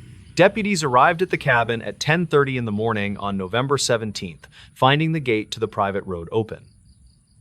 The responding officers approached the cabin with caution and noted that Clara's Subaru Outback was parked in the driveway, covered in a layer of pine needles. The vehicle was locked, and her purse, along with her wallet and keys, were found on the passenger seat. This discovery immediately escalated the situation because it suggested that Clara had not left the property in her vehicle. The officers found the front door of the cabin locked and had to use a master key provided by the management company to gain entry. The interior of the cabin was dark and cold as the heating system had shut down when the propane tank ran empty. Investigators found a half-eaten meal of pasta on the dining table, which had begun to mold, indicating it had been sitting there for days.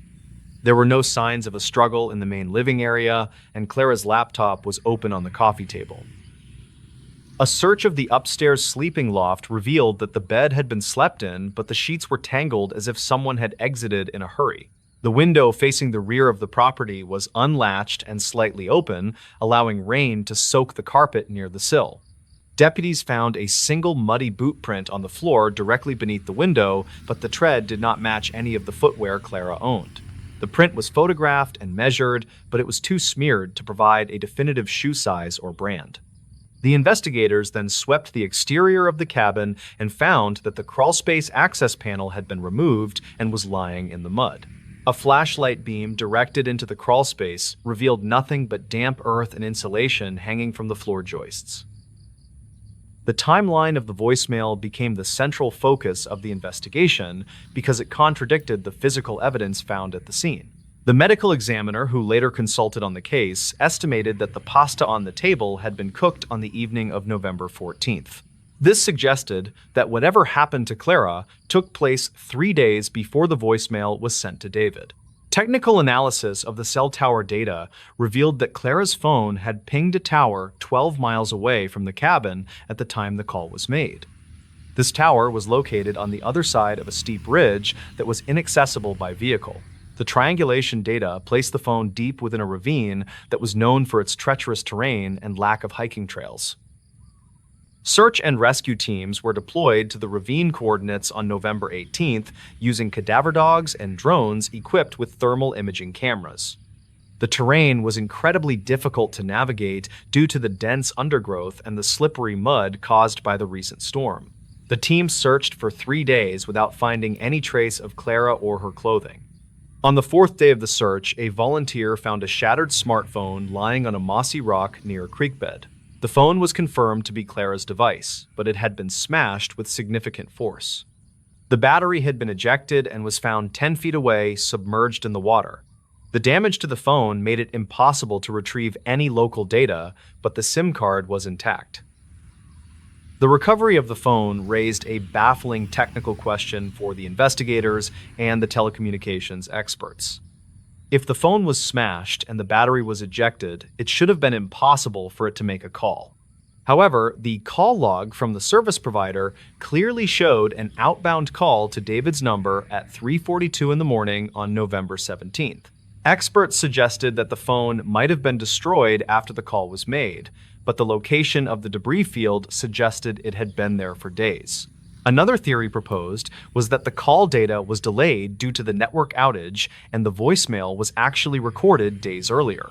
However, the metadata on the voicemail file itself was timestamped to the 17th, which ruled out a network delay. The audio of the voicemail was sent to a private lab for enhancement to isolate the background noises. The lab report stated that the mechanical thrumming sound was consistent with a large industrial fan or a turbine engine. This finding was perplexing because there were no industrial facilities or wind turbines within a 50-mile radius of the cabin. The sound of metal dragging was analyzed and determined to be consistent with a heavy chain being pulled over stone. David became obsessed with the audio and claimed that he could hear a second voice in the background if he turned the volume up. He insisted that right before the call ended, a deep voice whispered the word "open," but the official police transcript lists this as inconclusive static. Detectives interviewed the maintenance worker who had serviced the cabin's generator 2 weeks prior to Clara's arrival. The man was a 50-year-old local resident with a history of minor theft charges.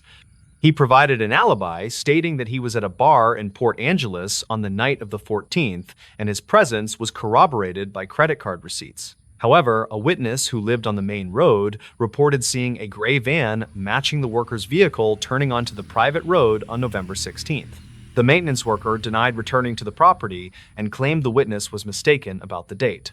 Police searched his vehicle and home, but found no physical evidence linking him to Clara's disappearance. The investigation stalled in early 2024 due to a lack of actionable leads and the deteriorating weather conditions in the mountains. The case was classified as a missing person with suspicious circumstances, but no homicide warrant was ever issued. The prevailing theory among law enforcement was that Clara had suffered a mental health crisis or a medical emergency that caused her to wander into the woods. They theorized that she might have survived in the ravine for several days before succumbing to hypothermia. This theory, however, failed to explain the muddy boot print in the loft or the impossible timing of the phone call. The family hired a private investigator to continue the search, but the trail had gone cold. Some locals in the area have long shared stories about the ridge where the phone was found, calling it a place where the sound carries in strange ways. There are archived reports from the 1990s of hikers hearing mechanical grinding noises in that specific valley. Geologists have surveyed the area and found no seismic activity or underground caverns that would account for such acoustic anomalies. The unexplained sounds on the voicemail have fueled internet speculation but provided no comfort to the family. David continues to listen to the voicemail, hoping to decipher a clue that everyone else has missed. He believes that Clara was running from someone or something that night, and that the phone was planted in the ravine to mislead the search parties. The cabin remains a rental property, but the management company has installed bars on the lower windows and upgraded the security system. Renters who have stayed there since the incident have reported no unusual activity other than the occasional power outage. The mystery of how a dead phone could make a call and who made the muddy boot print in the loft remains unsolved. The file on Clara Mitchell sits in a box in the county archives, filled with conflicting data points and unanswered questions. The final voicemail she left stands as the only testament to her last moments in the dark, rainy woods. To this day, no remains have ever been found, and the forest has kept it secret. In this news story, never enter these West Virginia woods during a storm. The locals in the deep valleys of West Virginia have a saying about the sudden summer storms. They claim that the rain does not just wash away the dirt, but it also uncovers the past. There are ridges in the Monongahela National Forest where the trees grow so thick that noon looks like twilight. It is a place where cellular signals die, and the only guidance comes from a compass and a map. In the summer of 2021, a survey team hiked into this green abyss and found something disturbing. What they discovered in the driving rain would change the way they looked at the wilderness forever. The official report was filed as a weather-related incident, but the details within it tell a darker story. Elias Thorne was a surveyor with a private land management firm that was based out of Charleston.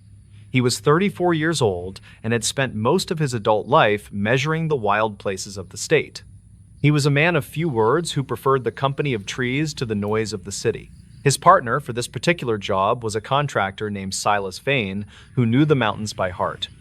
Silas was older, with gray stubble on his chin and a pair of eyes that constantly scanned the brush. They were tasked with marking the boundary line of a remote parcel that had recently been sold to the state. The terrain was steep and rocky, which made the progress slow and the footing treacherous for both men. The morning had started with a clear blue sky that gave no hint of the violence that was to come. They parked their truck at the end of an old logging road and hiked 5 miles into the dense forest. Elias carried the heavy tripod and the total station, while Silas hauled the marker stakes and the bush clearing tools. They worked in a comfortable rhythm and communicated mostly with hand signals and the occasional nod of the head. By early afternoon, the air began to feel heavy, and the birds suddenly stopped their singing in the canopy. Elias looked up and saw a wall of bruise-colored clouds moving rapidly over the crest of the western ridge. They decided to pack up the gear immediately and head back toward the truck before the weather broke. The temperature dropped 20 degrees in the span of 10 minutes, and the wind began to whip the treetops. They were still 3 miles from the vehicle when the first drops of rain hit the dry leaves like bullets. The sky opened up and released a torrent of water that turned the trail into a sliding river of mud. Visibility was reduced to a few yards, and the thunder crashed so loud that they could feel it in their chests. Silas shouted over the roar of the wind that they needed to find shelter until the worst of it passed. They scrambled off the trail and headed toward a rock outcropping that Silas remembered seeing on a previous trip to the area. The rain was blinding, and the lightning strikes were getting uncomfortably close to their position on the slope. They slipped and slid through the undergrowth and grabbed at roots and saplings to keep from tumbling down the ravine. It was during this desperate scramble that Elias spotted a shape that did not belong in the natural landscape. Tucked beneath the overhang of a massive sandstone cliff was a structure that looked like a shed or a small cabin. It was built from rough-hewn logs and covered with a camouflage tarp that made it nearly invisible. Silas hesitated for a moment because he knew that stumbling upon a hidden cabin in these woods could be dangerous. People who built this far out usually did so because they wanted to be left alone by the world. But the storm was raging with a fury that made the risk of exposure seem like the lesser of two evils. They approached the structure with their hands raised and called out to announce their presence to anyone inside. There was no answer, and the only sound was the hammering of the rain against the plastic tarp on the roof. Elias reached the door, which was made of heavy plywood, and found that it was not locked or barred. They stepped inside and pulled the door shut behind them to cut off the deafening noise of the storm. The interior was dry and smelled strongly of wood smoke and old paper and something metallic like gun oil. Elias clicked on his flashlight and swept the beam around the single room to see what they had walked into. It was not a temporary shelter for a hunter, but a fully established living space with shelves and furniture. There was a bunk built against the far wall with a sleeping bag that looked clean and recently used. A small wood stove sat in the corner with a stack of dry kindling ready to be lit. Silas moved to the table in the center of the room and pointed his own light at the objects scattered across the surface. There were detailed topographic maps of the surrounding counties that were covered in handwritten notes and red circles. Elias leaned in closer and saw that the circles were not marking hunting grounds or fishing spots as he expected. They were marking the locations of trailhead parking lots and the scenic overlooks along the highway. Next to the maps was a stack of spiral-bound notebooks that looked like they had been filled over many years. The spine of the top notebook was labeled with the year 2019 written in black marker. Elias opened the book and began to read the entries, which were written in a neat and precise script. The writer described watching people arrive at the trailheads and noting the cars they drove and the gear they carried. The entries were clinical and detached, as if the author was studying a species of animal rather than human beings. There were descriptions of solo hikers and couples and notes on how long they stayed in the woods. The most chilling part was a column on the right side of the page that listed the estimated police response times. The person who lived here was not just watching hikers, but was also measuring the gaps in the law enforcement coverage. Silas called Elias over to the shelves on the back wall, where a row of plastic bins was stacked neatly. He popped the lid off the top bin and shone his light inside to reveal a collection of items. There were wallets and sets of car keys and several pairs of sunglasses that were scratched and worn. Elias picked up a wallet and opened it to find a driver license belonging to a man from Ohio. He recognized the face from a missing person flyer that he had seen on a gas station window months ago. The man had vanished while hiking on a trail that was supposed to be 10 miles north of this location. The realization hit them both at the same time that they were standing in the home of a predator. This was not just a squatter camp, but a trophy room for someone who had been operating in these woods for years. The storm outside seemed to fade into the background as the silence of the room pressed in on them. They needed to leave immediately and get to a place where they could use their radio to call for help. Elias put the wallet in his pocket as evidence and turned to the door just as a noise stopped him cold. It was the sound of a heavy latch clicking open on the other side of the plywood door. They froze in place and killed their flashlights instantly to plunge the room into absolute pitch-black darkness. The door creaked open slowly, and a silhouette appeared against the gray light of the rainy afternoon outside. A figure in a heavy rain slicker stepped into the cabin and shook the water off their hood. The person did not see them standing in the corners of the room and proceeded to close the door and lock it. Elias held his breath, and his heart hammered against his ribs so hard he thought it would be heard. The stranger took a lighter from their pocket, and the sudden flame illuminated a face that was weathered and calm. It was an older man with deep lines etched into his skin and eyes that looked tired rather than malicious. He lit a kerosene lantern that hung from a hook on the ceiling, and the warm glow filled the small space. He turned toward the table and stopped dead when he saw the muddy boot prints on the floorboards. The man did not panic or reach for a weapon, but simply sighed and looked toward the dark corners. He spoke in a voice that was rough like gravel and asked them to step into the light. Elias and Silas stepped forward with their hands visible and tried to explain that they were only seeking shelter. The man listened to their story without blinking and then walked over to the wood stove to light a fire. He told them his name was Arthur and that he had lived in these woods since the late 90s. Elias asked him about the wallets and the maps and the license of the missing hiker from Ohio. Arthur sat down heavily on a wooden crate and looked at the items on the table with a strange expression. He explained that he did not hurt those people, but he was the one who found what they left behind. He claimed that the woods took people who were unprepared or unlucky, and he merely collected the pieces.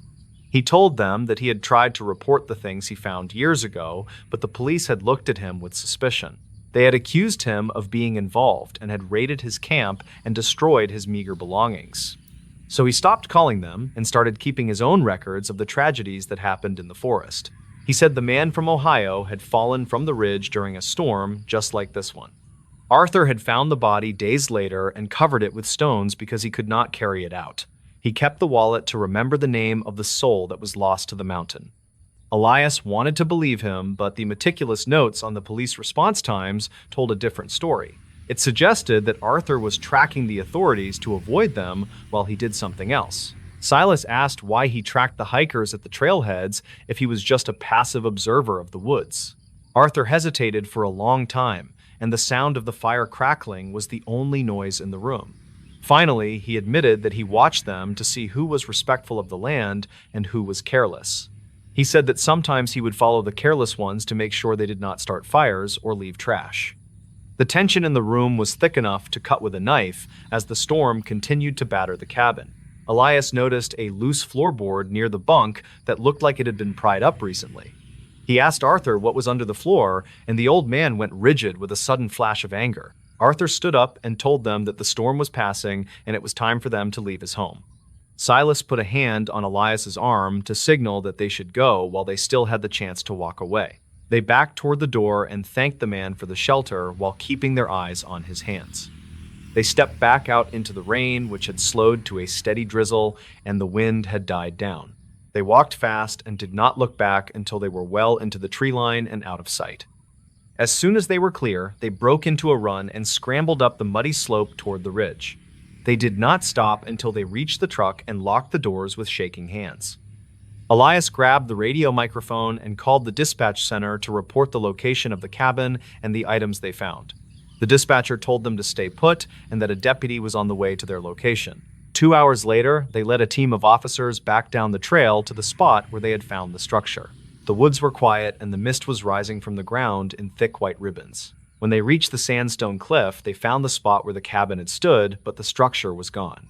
The logs had been pulled down and scattered, and the tarp was missing, along with all the contents of the room. It looked like the site had been abandoned for years rather than just a few hours. The only thing that remained was a patch of dry earth where the floor had been and the smell of smoke.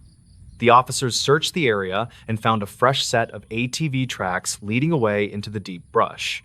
They followed the tracks for a mile until they disappeared into a rocky stream bed that showed no trail. The search for Arthur and his mobile cabin continued for weeks, but no trace of him was ever found. The license of the missing man from Ohio that Elias had taken was the only physical proof that the encounter happened. It led the authorities to the location Arthur had described, and they found the remains of the hiker under a pile of stones. The cause of death was determined to be accidental, just as the old man had said. But the mystery of the notebook and the surveillance of the trailheads still haunted Elias long after the case went cold. He spent his evenings looking at the copies of the map notes he had memorized in that short time. He realized that the red circles on the map formed a pattern that matched the migration of rare ginseng plants. It was possible that Arthur was protecting a valuable illegal harvest rather than hunting people. Or perhaps he was guarding something ancient in the woods that he felt responsible for keeping safe. The ambiguity of the man's motives made the memory of the encounter even more unsettling. Months later, Elias received a package in the mail with no return address and a postmark from a town 3 counties away. Inside the package was a single page torn from a spiral notebook with handwriting he recognized immediately. The note simply listed the date of the storm and the names of Elias and Silas and the time they entered the woods. At the bottom of the page was a short message that warned them to stay on the marked trails in the future. It was a clear signal that Arthur was still out there and he was still watching the people who entered his domain. Elias never went back to that specific ridge, and he eventually transferred to a desk job in the city. The feeling of being watched in the woods never left him, and he found he could no longer enjoy the silence of the forest. He often wondered how many other cabins were out there, hidden beneath the cliffs and the rhododendrons. The wilderness is vast, and it keeps its secrets well from those who do not know where to look. The story of the surveyor and the hermit became a local legend that was whispered in the gear shops and the diners. Most people dismissed it as a tall tale or an exaggeration of a simple encounter with a homeless drifter. But those who worked in the deep woods knew that there was truth in the warning. There are people who live in the margins of the map who have stepped out of society and into something else. They play by a different set of rules, and they do not welcome intruders into their world. The storm had pulled back the curtain for a brief moment and revealed a reality that was best left unseen. The final twist came a year later when a large illegal logging operation was busted in the same sector of the forest. The police found a network of spotters who used hidden camps to track the movements of the rangers and the surveyors. They found a notebook in the main office of the logging company that matched the description of the one Elias saw. It turned out that Arthur was not a hermit, but a sentry for a criminal enterprise that was stealing millions in timber. He had played the part of the eccentric protector to throw Elias and Silas off the scent of the real crime. The missing hiker story was a convenient cover that he used to explain the items he had scavenged or stolen. The reality was far more organized and cold-blooded than a simple man living off the land. The loose floorboard likely hid the cash payments or the radio equipment he used to communicate with the loggers. Elias realized that his survival that day had been a calculation rather than an act of mercy. Killing 2 surveyors would have brought too much heat to the operation, so Arthur had let them go with a ghost story. It was a chilling reminder that the dangers in the woods are often human rather than natural. The romantic idea of the solitary mountain man was just a mask for greed and exploitation. Elias still looks at the tree line when storms roll in and wonders who is watching from the shadows. He knows now that the eyes in the forest are not always wild, and the thunder can hide the sound of falling trees. The woods of West Virginia are beautiful, but they are also a place where silence can be a weapon. And sometimes the most terrifying thing you can find is a friendly stranger in a warm cabin. Trucker reveals why he avoids this desert highway. The relentless heat of the Mojave Desert transforms the asphalt of State Route 127 into a shimmering mirage that distorts distance and perception. This isolated 2-lane highway stretches north from Baker, California, toward the Nevada border and is frequently avoided by commercial drivers due to its lack of services. Frank Miller was a 55-year-old long-haul veteran who had spent 3 decades navigating the most desolate routes in the American Southwest. He was employed by a logistics firm based in Barstow that specialized in transporting hazardous materials to remote industrial sites near Death Valley. Miller was known among his peers as a rigid adherent to safety protocols and a man who kept his logbooks in perfect order. On the night of July 14, 2023, Miller was hauling a tanker of industrial solvent scheduled for delivery in Pahrump by sunrise. Dispatch logs from the trucking company confirmed that he departed the terminal at 2200 hours under clear skies and calm winds. The vehicle Miller operated was a customized Peterbilt 389 extended hood model that was equipped with a heavy-duty cooling system for desert operations. The truck featured a state-of-the-art telematics system that tracked the engine performance and the driver's location via satellite link every 30 seconds. Miller preferred to drive at night to avoid the blistering daytime temperatures, which could stress the engine and the tires on the hot pavement. He established a routine of checking his mirrors every 10 seconds and listening to audiobooks to maintain his alertness during the long solitary shifts. The first 2 hours of the drive were uneventful, as the truck hummed along the empty ribbon of road with the high beams cutting through the darkness. Miller noted in his voice log at midnight that the temperature outside was still hovering around 90 degrees Fahrenheit. The desolation of the landscape was absolute, with no other headlights visible in either direction for over 60 miles. The incident began as Miller approached a notorious section of the highway near the Dumont Dunes, where the shifting sands often encroached on the roadway. The time was exactly 01:30 in the morning when the truck's collision avoidance system suddenly engaged the air brakes without warning. The sudden deceleration threw Miller forward against his seatbelt as the tires locked up and skidded across the gritty asphalt. The truck came to a shuddering halt in the middle of the northbound lane, surrounded by the silence of the deep desert. Miller checked the dashboard display, which indicated that the front radar sensor had detected a stationary object directly in the truck's path. He looked through the windshield, expecting to see a stalled car or perhaps a wild burro standing on the center line. However, the road ahead was completely empty and illuminated brightly by the truck's LED light bars. Miller sat in the idling cab for several moments to allow his heart rate to settle before deciding to investigate the sensor error. He grabbed a heavy metal flashlight and a tire iron from beneath his seat as a precaution before opening the driver's side door. The heat of the desert night hit him instantly as he stepped down onto the running board and scanned the perimeter. He walked to the front of the truck and inspected the grille and the bumper for any sign of an impact with an animal. There was no damage to the chrome and no blood or fur that would indicate a collision had occurred. Miller then walked 50 yards down the road to the spot where the radar claimed the obstacle had been located. The asphalt was pristine and unbroken except for the long black skid marks left by his own tires. The driver was about to return to the cab when he noticed something unusual on the sandy shoulder of the road near a mile marker post. He shone his flashlight beam onto the ground and saw a single set of boot prints leading from the desert scrub onto the pavement.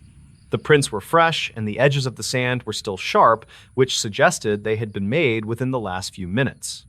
Miller followed the tracks with his light and saw that they stopped abruptly in the middle of the right lane. There were no return tracks leading back off the road and no sign of scuffle or disturbance in the dust. It appeared as if the person who made the tracks had simply vanished into thin air upon reaching the center of the lane. Miller felt a sudden chill despite the heat and hurried back to the safety of his locked cab. He climbed back into the driver's seat and locked the doors before radioing his dispatch center to report the emergency stop and the strange tracks. The dispatcher on duty logged the call at 0145 and noted that Miller sounded breathless and agitated. Miller stated that he felt he was being watched from the darkness beyond the reach of his headlights. He decided to pull the video file from his dashboard camera to see what had triggered the sensor before he continued driving. The camera system was designed to automatically save the 20 seconds preceding any hard braking event. Miller navigated the menu on the small screen and pressed play on the clip timestamped at 0130. The video showed the empty road stretching out before the truck as the speedometer climbed to 65 miles per hour. The footage played normally until 3 seconds before the brakes engaged, when a glitch caused the screen to pixelate briefly. When the image stabilized, a figure was visible standing motionless in the center of the lane facing the oncoming truck. The figure appeared to be a tall male wearing tattered clothing that hung loosely from a gaunt frame. The most disturbing detail was that the figure did not have a face, but rather a smooth surface where features should have been. Miller watched in horror as the truck in the video rushed toward the figure without slowing down until the automatic brakes kicked in. In the final frame before the truck stopped, the figure seemed to dissipate like smoke or dust into the grille. Miller replayed the video 5 times, and each time the figure was clearly visible in the high-definition recording. Terrified by what he had seen, Miller put the truck in gear and accelerated away from the scene as quickly as the heavy load would allow. He drove the remaining distance to Pahrump without stopping and kept his eyes fixed on the road ahead. He arrived at the delivery site at 4 in the morning and refused to exit the cab until the facility's security guard approached. Miller handed over the manifest through a cracked window and told the guard he was not feeling well. He unloaded the tanker swiftly and drove immediately to a truck stop with bright lights and other people. He submitted the dashcam footage to his safety manager later that morning along with his resignation letter. Miller stated that he would never drive that stretch of Route 127 again, regardless of the pay or the urgency. The logistics company launched a full investigation into the incident to determine if the braking event was a mechanical failure or driver error. The safety team analyzed the raw video file and the telemetry data from the truck's black box. They confirmed that the radar system had indeed detected a solid mass in front of the vehicle at the specific time. However, the video experts claimed that the figure on the screen was likely a compression artifact caused by heat waves. They argued that the high temperature of the asphalt caused the air to shimmer, which the low-light sensor interpreted as a shape. This explanation failed to account for the radar data, which relies on radio waves rather than optics. The conflict between the visual evidence and the sensor data created a deadlock in the final report. State records from the California Highway Patrol show that a patrol unit was dispatched to the location of the skid marks the following day. The officer who responded to the call found the skid marks exactly where Miller had described them. The officer also found the boot prints on the shoulder leading onto the roadway, just as Miller had reported. The prints were photographed and measured, but they did not match any known footwear database used by law enforcement. The tracks ended in the middle of the lane, with no logical explanation for where the person had gone. The officer noted in the report that there were no vehicle tracks nearby that could have picked up a pedestrian. The desert floor on either side of the road was undisturbed for miles. Some locals in the nearby town of Baker have shared stories about a phantom hitchhiker who haunts that specific stretch of highway. Archives from a local newspaper in 1998 mention a drifter who died of dehydration in that area after his car broke down. The description of the drifter's clothing in the police report from that time matches the tattered rags seen in Miller's video. However, investigators never found a link between the old case and the modern sighting recorded by the truck. The lack of facial features on the figure remains a detail that does not fit with the ghost story narrative. This anomaly suggests that the phenomenon might be something more abstract or unrelated to the previous death. The dashboard camera footage was eventually archived by the company and labeled as an equipment malfunction due to environmental conditions. Miller refused to accept this conclusion and shared his story on a private forum for professional drivers. Several other truckers commented on the post, claiming they had experienced similar sensor failures in that same valley. One driver mentioned that his radio would always cut out at that mile marker and emit a high-pitched static squeal. Another driver claimed to have seen a figure running alongside his truck at 60 miles per hour. These anecdotal accounts suggest a pattern of unexplained activity that the corporate logs fail to capture. Frank Miller retired from the trucking industry entirely in 2024 and moved to a small town in Oregon to work in a lumberyard. He still suffers from nightmares about the faceless figure and refuses to drive on unlit roads at night. He kept a copy of the video file on a USB drive, which he keeps locked in a safe in his home. He told his brother that the scariest part of the video was not the figure itself, but the timestamp. The timestamp on the video jumped forward by 2 minutes during the glitch, which implies a loss of time. Miller has no memory of those missing 2 minutes and cannot account for what happened during that gap. The telemetry logs show the truck was idling, but the GPS data shows a momentary loss of signal. The truck involved in the incident was put back into service with a new driver and continued to run the same route for 6 months. The new driver reported no visual sightings but complained frequently about the radar system malfunctioning. The maintenance team eventually replaced the entire front sensor array, citing faulty wiring and heat damage. The truck was later sold to a different company and moved to a route in the Midwest. The mystery of what stood on the highway that night remains unsolved and buried in the company's digital archives. The skid marks on the asphalt have since faded, but the coordinates remain a blind spot for many drivers. Researchers from a university in Nevada later requested access to the telemetry data as part of a study on electromagnetic anomalies in the desert. The logistics company denied the request, citing proprietary information and driver privacy concerns. The researchers believe that the area may be subject to localized magnetic field distortions that affect electronic equipment.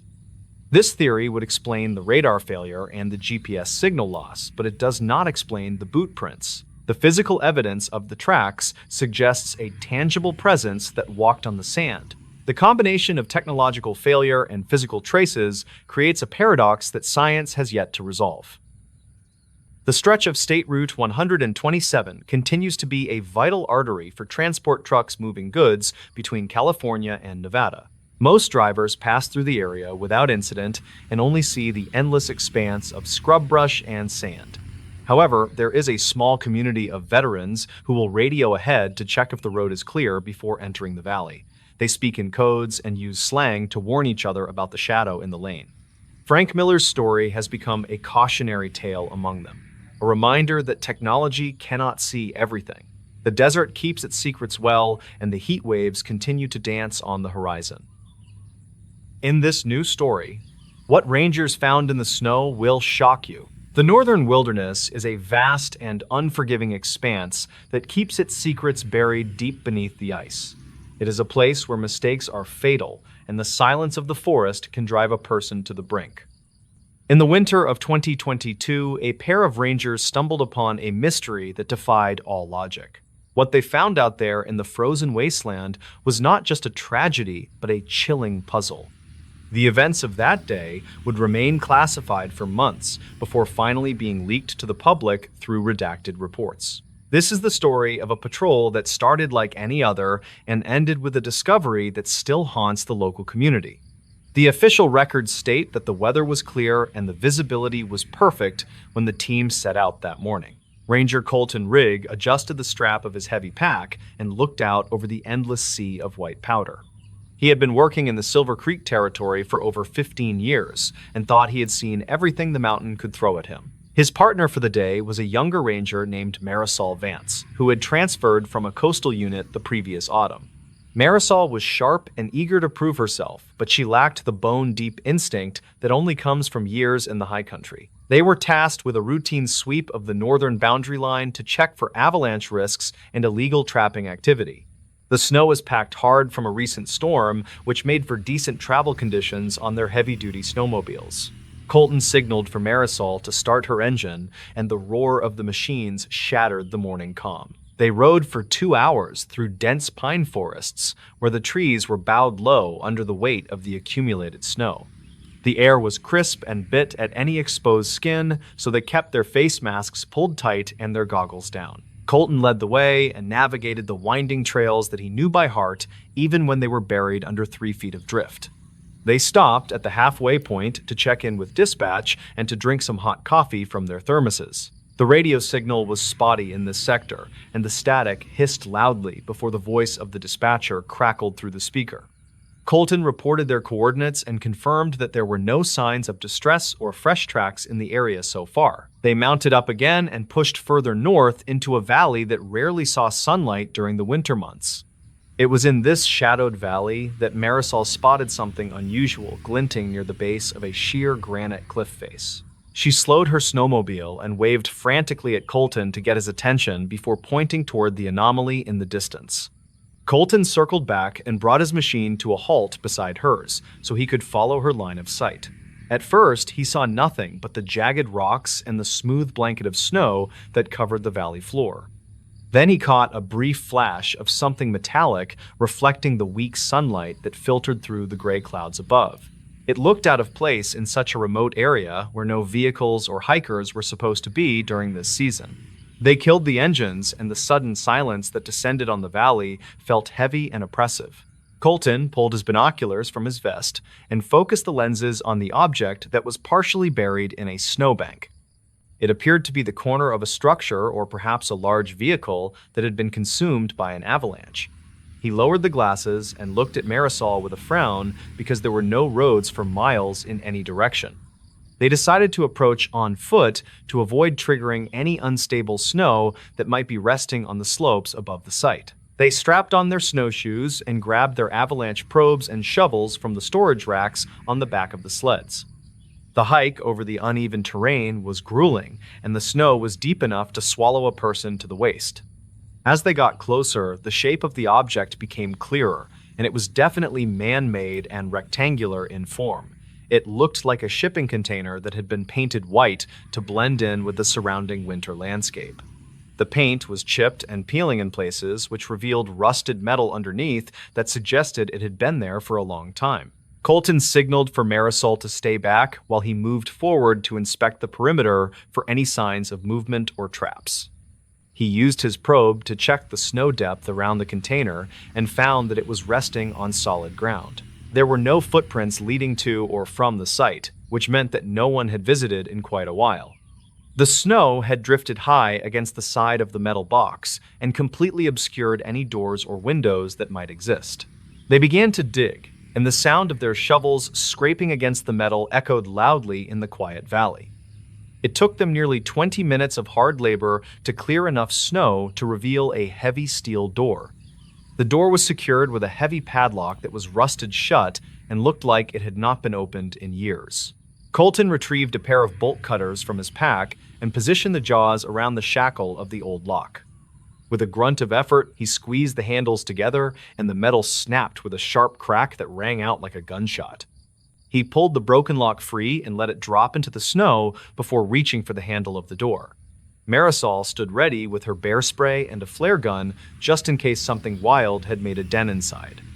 The door groaned on its hinges as Colton pulled it open, and a stale smell of stagnant air drifted out to meet them.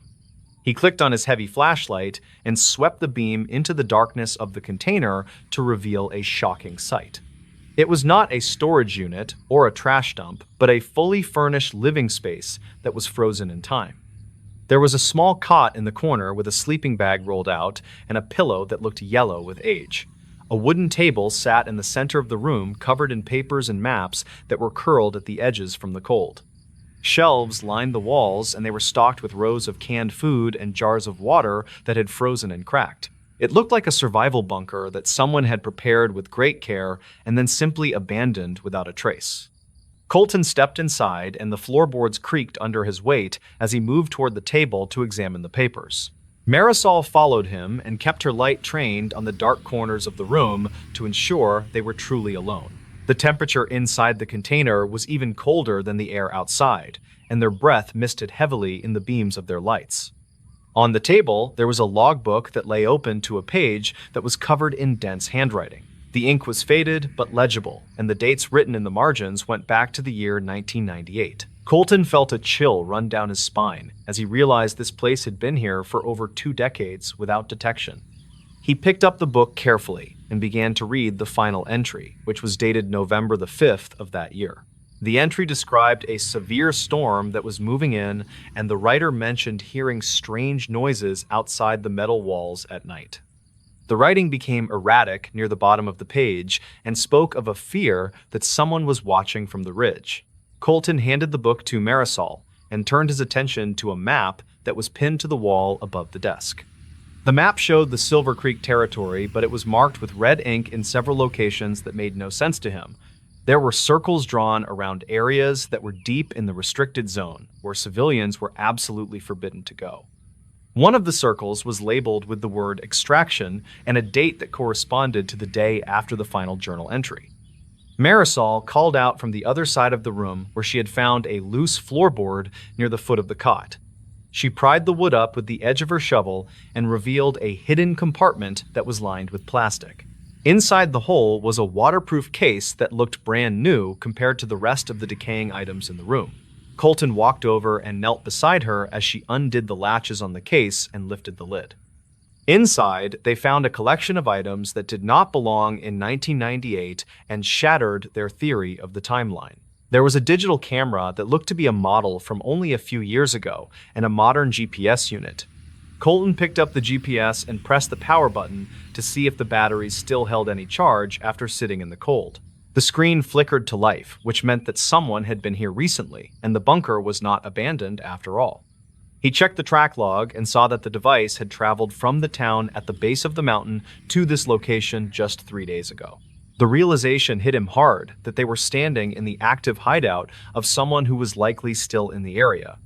He looked at Marisol and saw the same dawn of understanding in her eyes as she gripped her flare gun tighter. They needed to leave immediately and report this to the federal authorities who handled cases of fugitives on public land. As they turned to exit the container, Colton noticed something on the back of the steel door that he had missed earlier. Scratched into the paint was a series of numbers that looked like coordinates and a name that he recognized from the news. It was the name of a bank robber who had vanished with a massive sum of money in the year 2005. The FBI had searched for the man for years, but the trail had gone cold and he was presumed dead or out of the country. If this was his hideout, then the money might still be here, and the man himself could be watching them right now. Colton pushed Marisol gently toward the exit and told her to move fast and keep her head on a swivel. They stepped back out into the blinding white of the snow, and the valley felt much more hostile than it had before. The wind had picked up and was blowing spin drifts of snow off the peaks, which reduced the visibility across the open ground. They retraced their steps to the snowmobiles and constantly scanned the tree line for any sign of movement or a silhouette against the trees. Colton felt a prickle on the back of his neck that told him eyes were fixed on them from somewhere high above. They reached the sleds and fumbled with the keys because their hands were shaking from the adrenaline and the biting cold.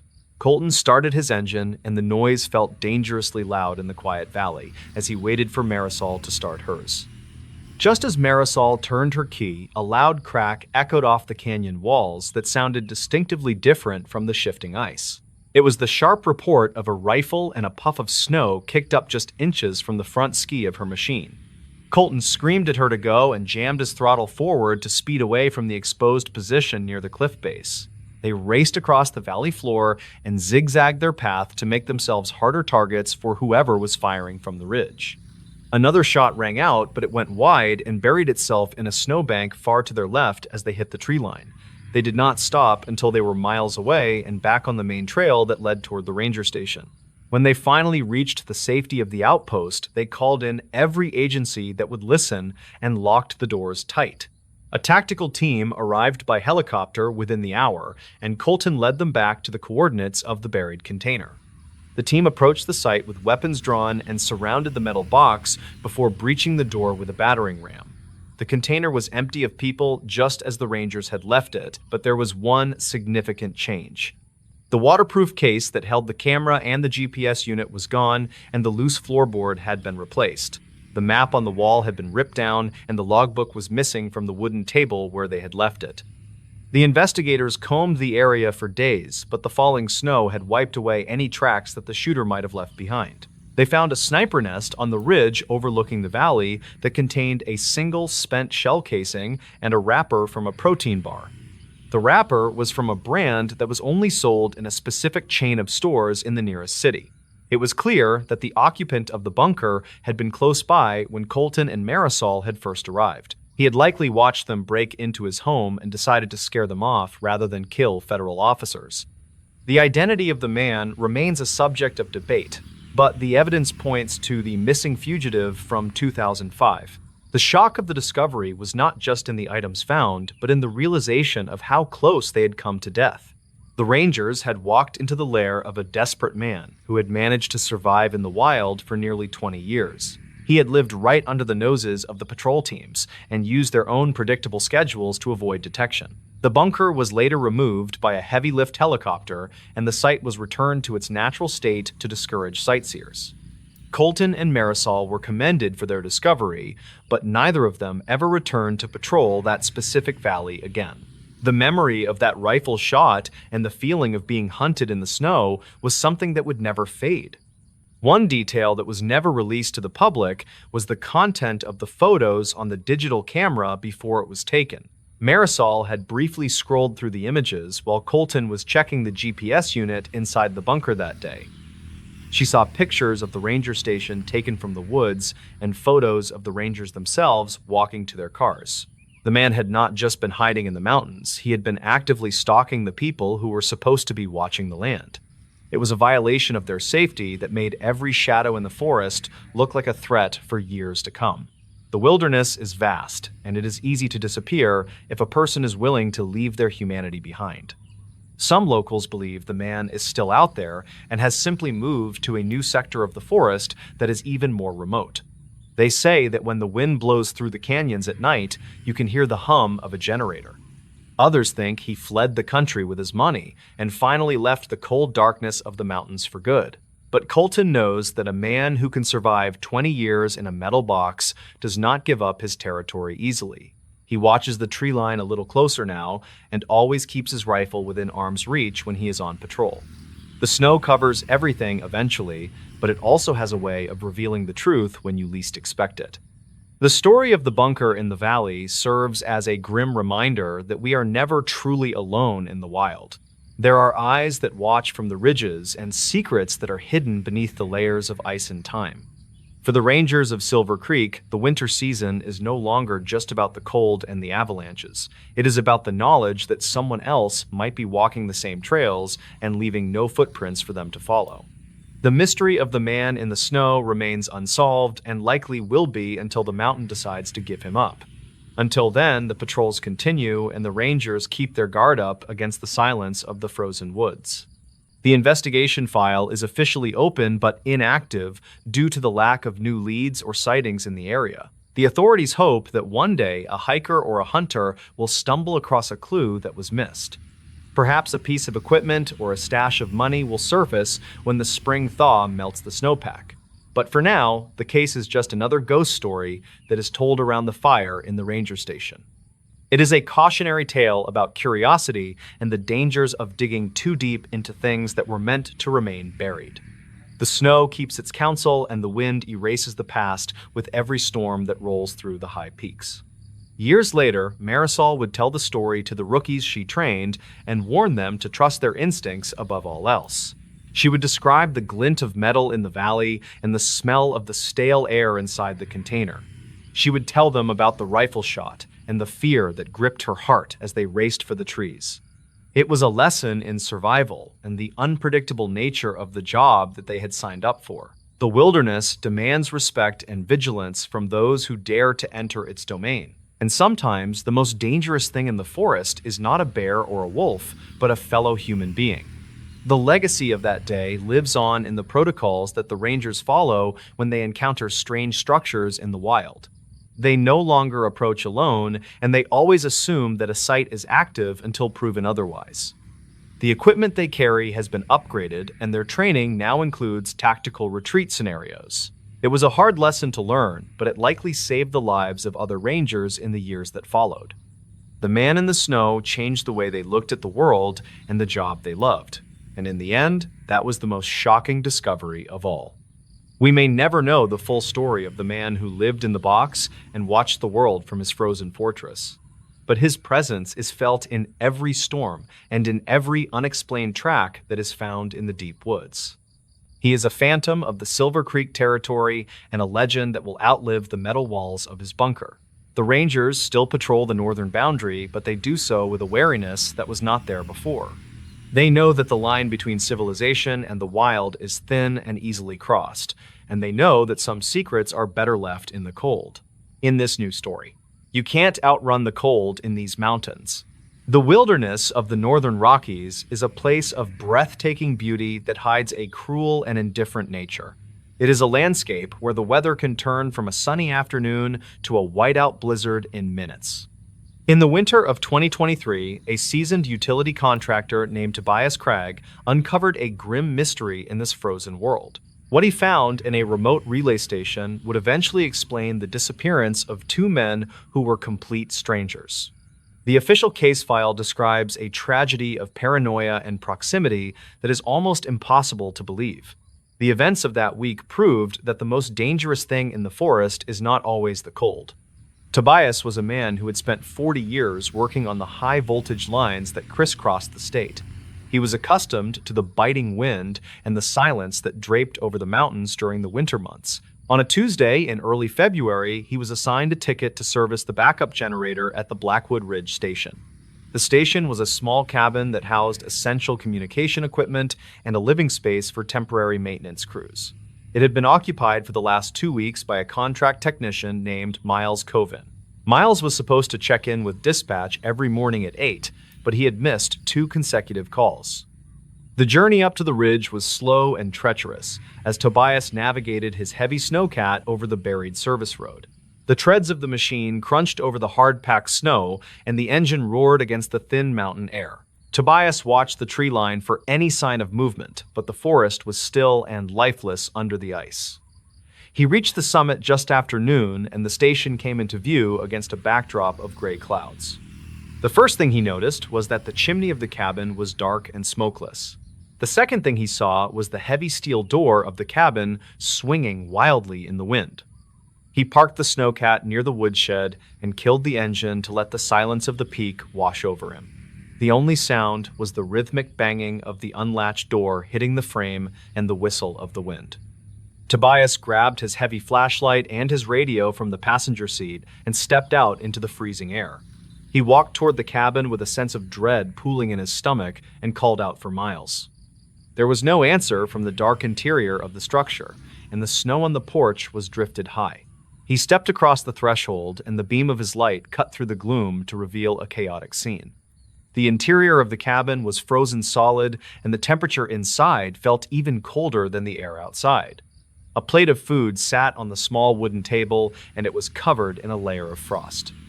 The wood stove in the corner was cold to the touch, and the ash box was full to the brim. The cot against the wall was unmade, and the sleeping bag was twisted as if someone had left in a hurry.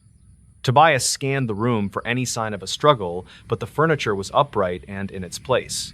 It looked as though the occupant had simply vanished in the middle of a meal and left the door wide open. Tobias walked over to the desk where the station logbook lay open next to a portable weather radio. He picked up the book and began to read the entries that Miles had written over the last 2 weeks. The early pages were standard reports on fuel levels and signal strength and the weather conditions on the ridge, but the tone of the writing began to change around the 10th day of the rotation. Miles wrote about hearing strange scratching noises that seemed to come from the walls or the floor at night. He described a feeling of being watched and a sensation of cold drafts that defied the roaring fire. The entries from the final 3 days painted a picture of a man who was slowly losing his grip on reality. Miles claimed that food was going missing from the pantry and that his tools were being moved around the room. He wrote that he could hear breathing when the wind died down and that he was afraid to sleep. The final entry was scrawled in a shaky hand and simply said that the intruder was inside the room. Tobias closed the book and looked around the empty cabin with a fresh wave of unease running down his spine. He wondered if the isolation had caused Miles to suffer from a breakdown and flee into the woods. He stepped back out onto the porch and began to circle the cabin to look for footprints in the snow. The wind had scrubbed away most of the surface details, but he found a set of deep indentations near the stairs. The tracks led away from the safety of the cabin and headed directly toward the steep drop of the eastern slope. Tobias followed the trail for 300 yards until he reached the edge of the tree line where the snow was deeper. It was there that he found the body of Miles Kovan partially buried in a drift near a large spruce tree. The discovery was shocking, not just because of the death, but because of the condition of the body. Miles was wearing only a thin thermal shirt and his socks, despite the freezing temperatures of the storm that had passed. His heavy parka and his boots were found 50 feet back up the trail as if he had discarded them. Tobias knew about the phenomenon of paradoxical undressing, where hypothermia causes a victim to feel intensely hot. It seemed like a clear case of a man who had snapped mentally and run out into the cold to die. But something about the scene did not sit right with Tobias as he marked the location with a flag. He returned to the cabin to call in the situation to the sheriff and to secure the site for the coroner. He closed the heavy door and latched it tight before turning his attention back to the cold wood stove. He decided to light a fire to warm the space up while he waited for the authorities to arrive. He knelt on the floor and reached for the kindling box, but stopped when he felt a distinct draft of air. The cold breeze was coming from the floorboards directly in front of the stove where the rug had been kicked aside. Tobias shone his light on the floor and noticed that 2 of the wide pine planks were slightly misaligned. He pulled his multi-tool from his belt and wedged the flat head of the screwdriver between the boards to pry them up. The wood groaned and popped as the nails gave way, and he lifted the section of the floor to reveal a dark space. The smell that drifted up from the hole was a mix of unwashed humanity and stale food that made him gag. He pointed his flashlight into the crawl space and saw a makeshift nest constructed from insulation and stolen blankets.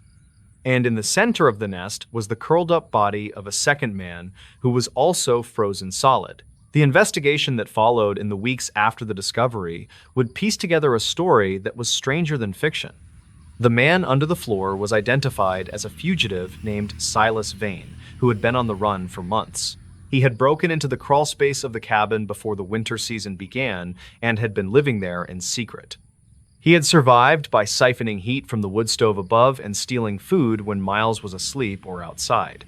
He had drilled small holes in the floorboards to let the warmth of the fire filter down into his hiding spot. The scratching noises that Miles had reported in the logbook were likely Silas moving around in the cramped space below. The breathing he heard was the sound of the fugitive sleeping just inches beneath his feet. The missing food and the moved tools were not the result of a haunting, but the desperate acts of a starving man. It became clear that Miles had not been hallucinating, but had been reacting to a very real presence in his home. The tragedy was that he never realized the intruder was a person and not a supernatural force or a delusion. The reconstruction of the final night suggested that Silas had made a mistake and alerted Miles to his presence. Perhaps he had coughed or knocked against the floorboards loud enough to be heard over the wind. Miles had panicked and believed that the monster was finally coming for him, and he had bolted for the door.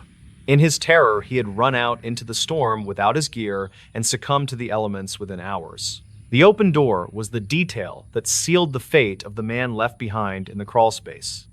When Miles ran, he left the door wide open, and the brutal winter wind had rushed into the cabin instantly. The fire in the wood stove would have burned out quickly or been extinguished by the drafting wind. With the heat source gone, the crawlspace turned into an icebox within a matter of minutes. Silas was trapped in his narrow hole with no way to exit quickly and no heavy clothing to protect him. He had frozen to death in his hiding spot while the man he had been haunting froze to death in the woods. The medical examiner confirmed that both men had died within hours of each other on that same dark night. The fugitive had been leeching the life and warmth from the technician until the very end. It was a parasitic relationship that ended in mutual destruction when the host finally fled the environment. Tobias often thought about the irony of the two men dying so close to each other, yet so far apart. They had shared the same roof and the same heat source for weeks without ever seeing each other's faces. The cabin at Blackwood Ridge was cleaned out, and the floorboards were replaced, but the story lingered in the local community.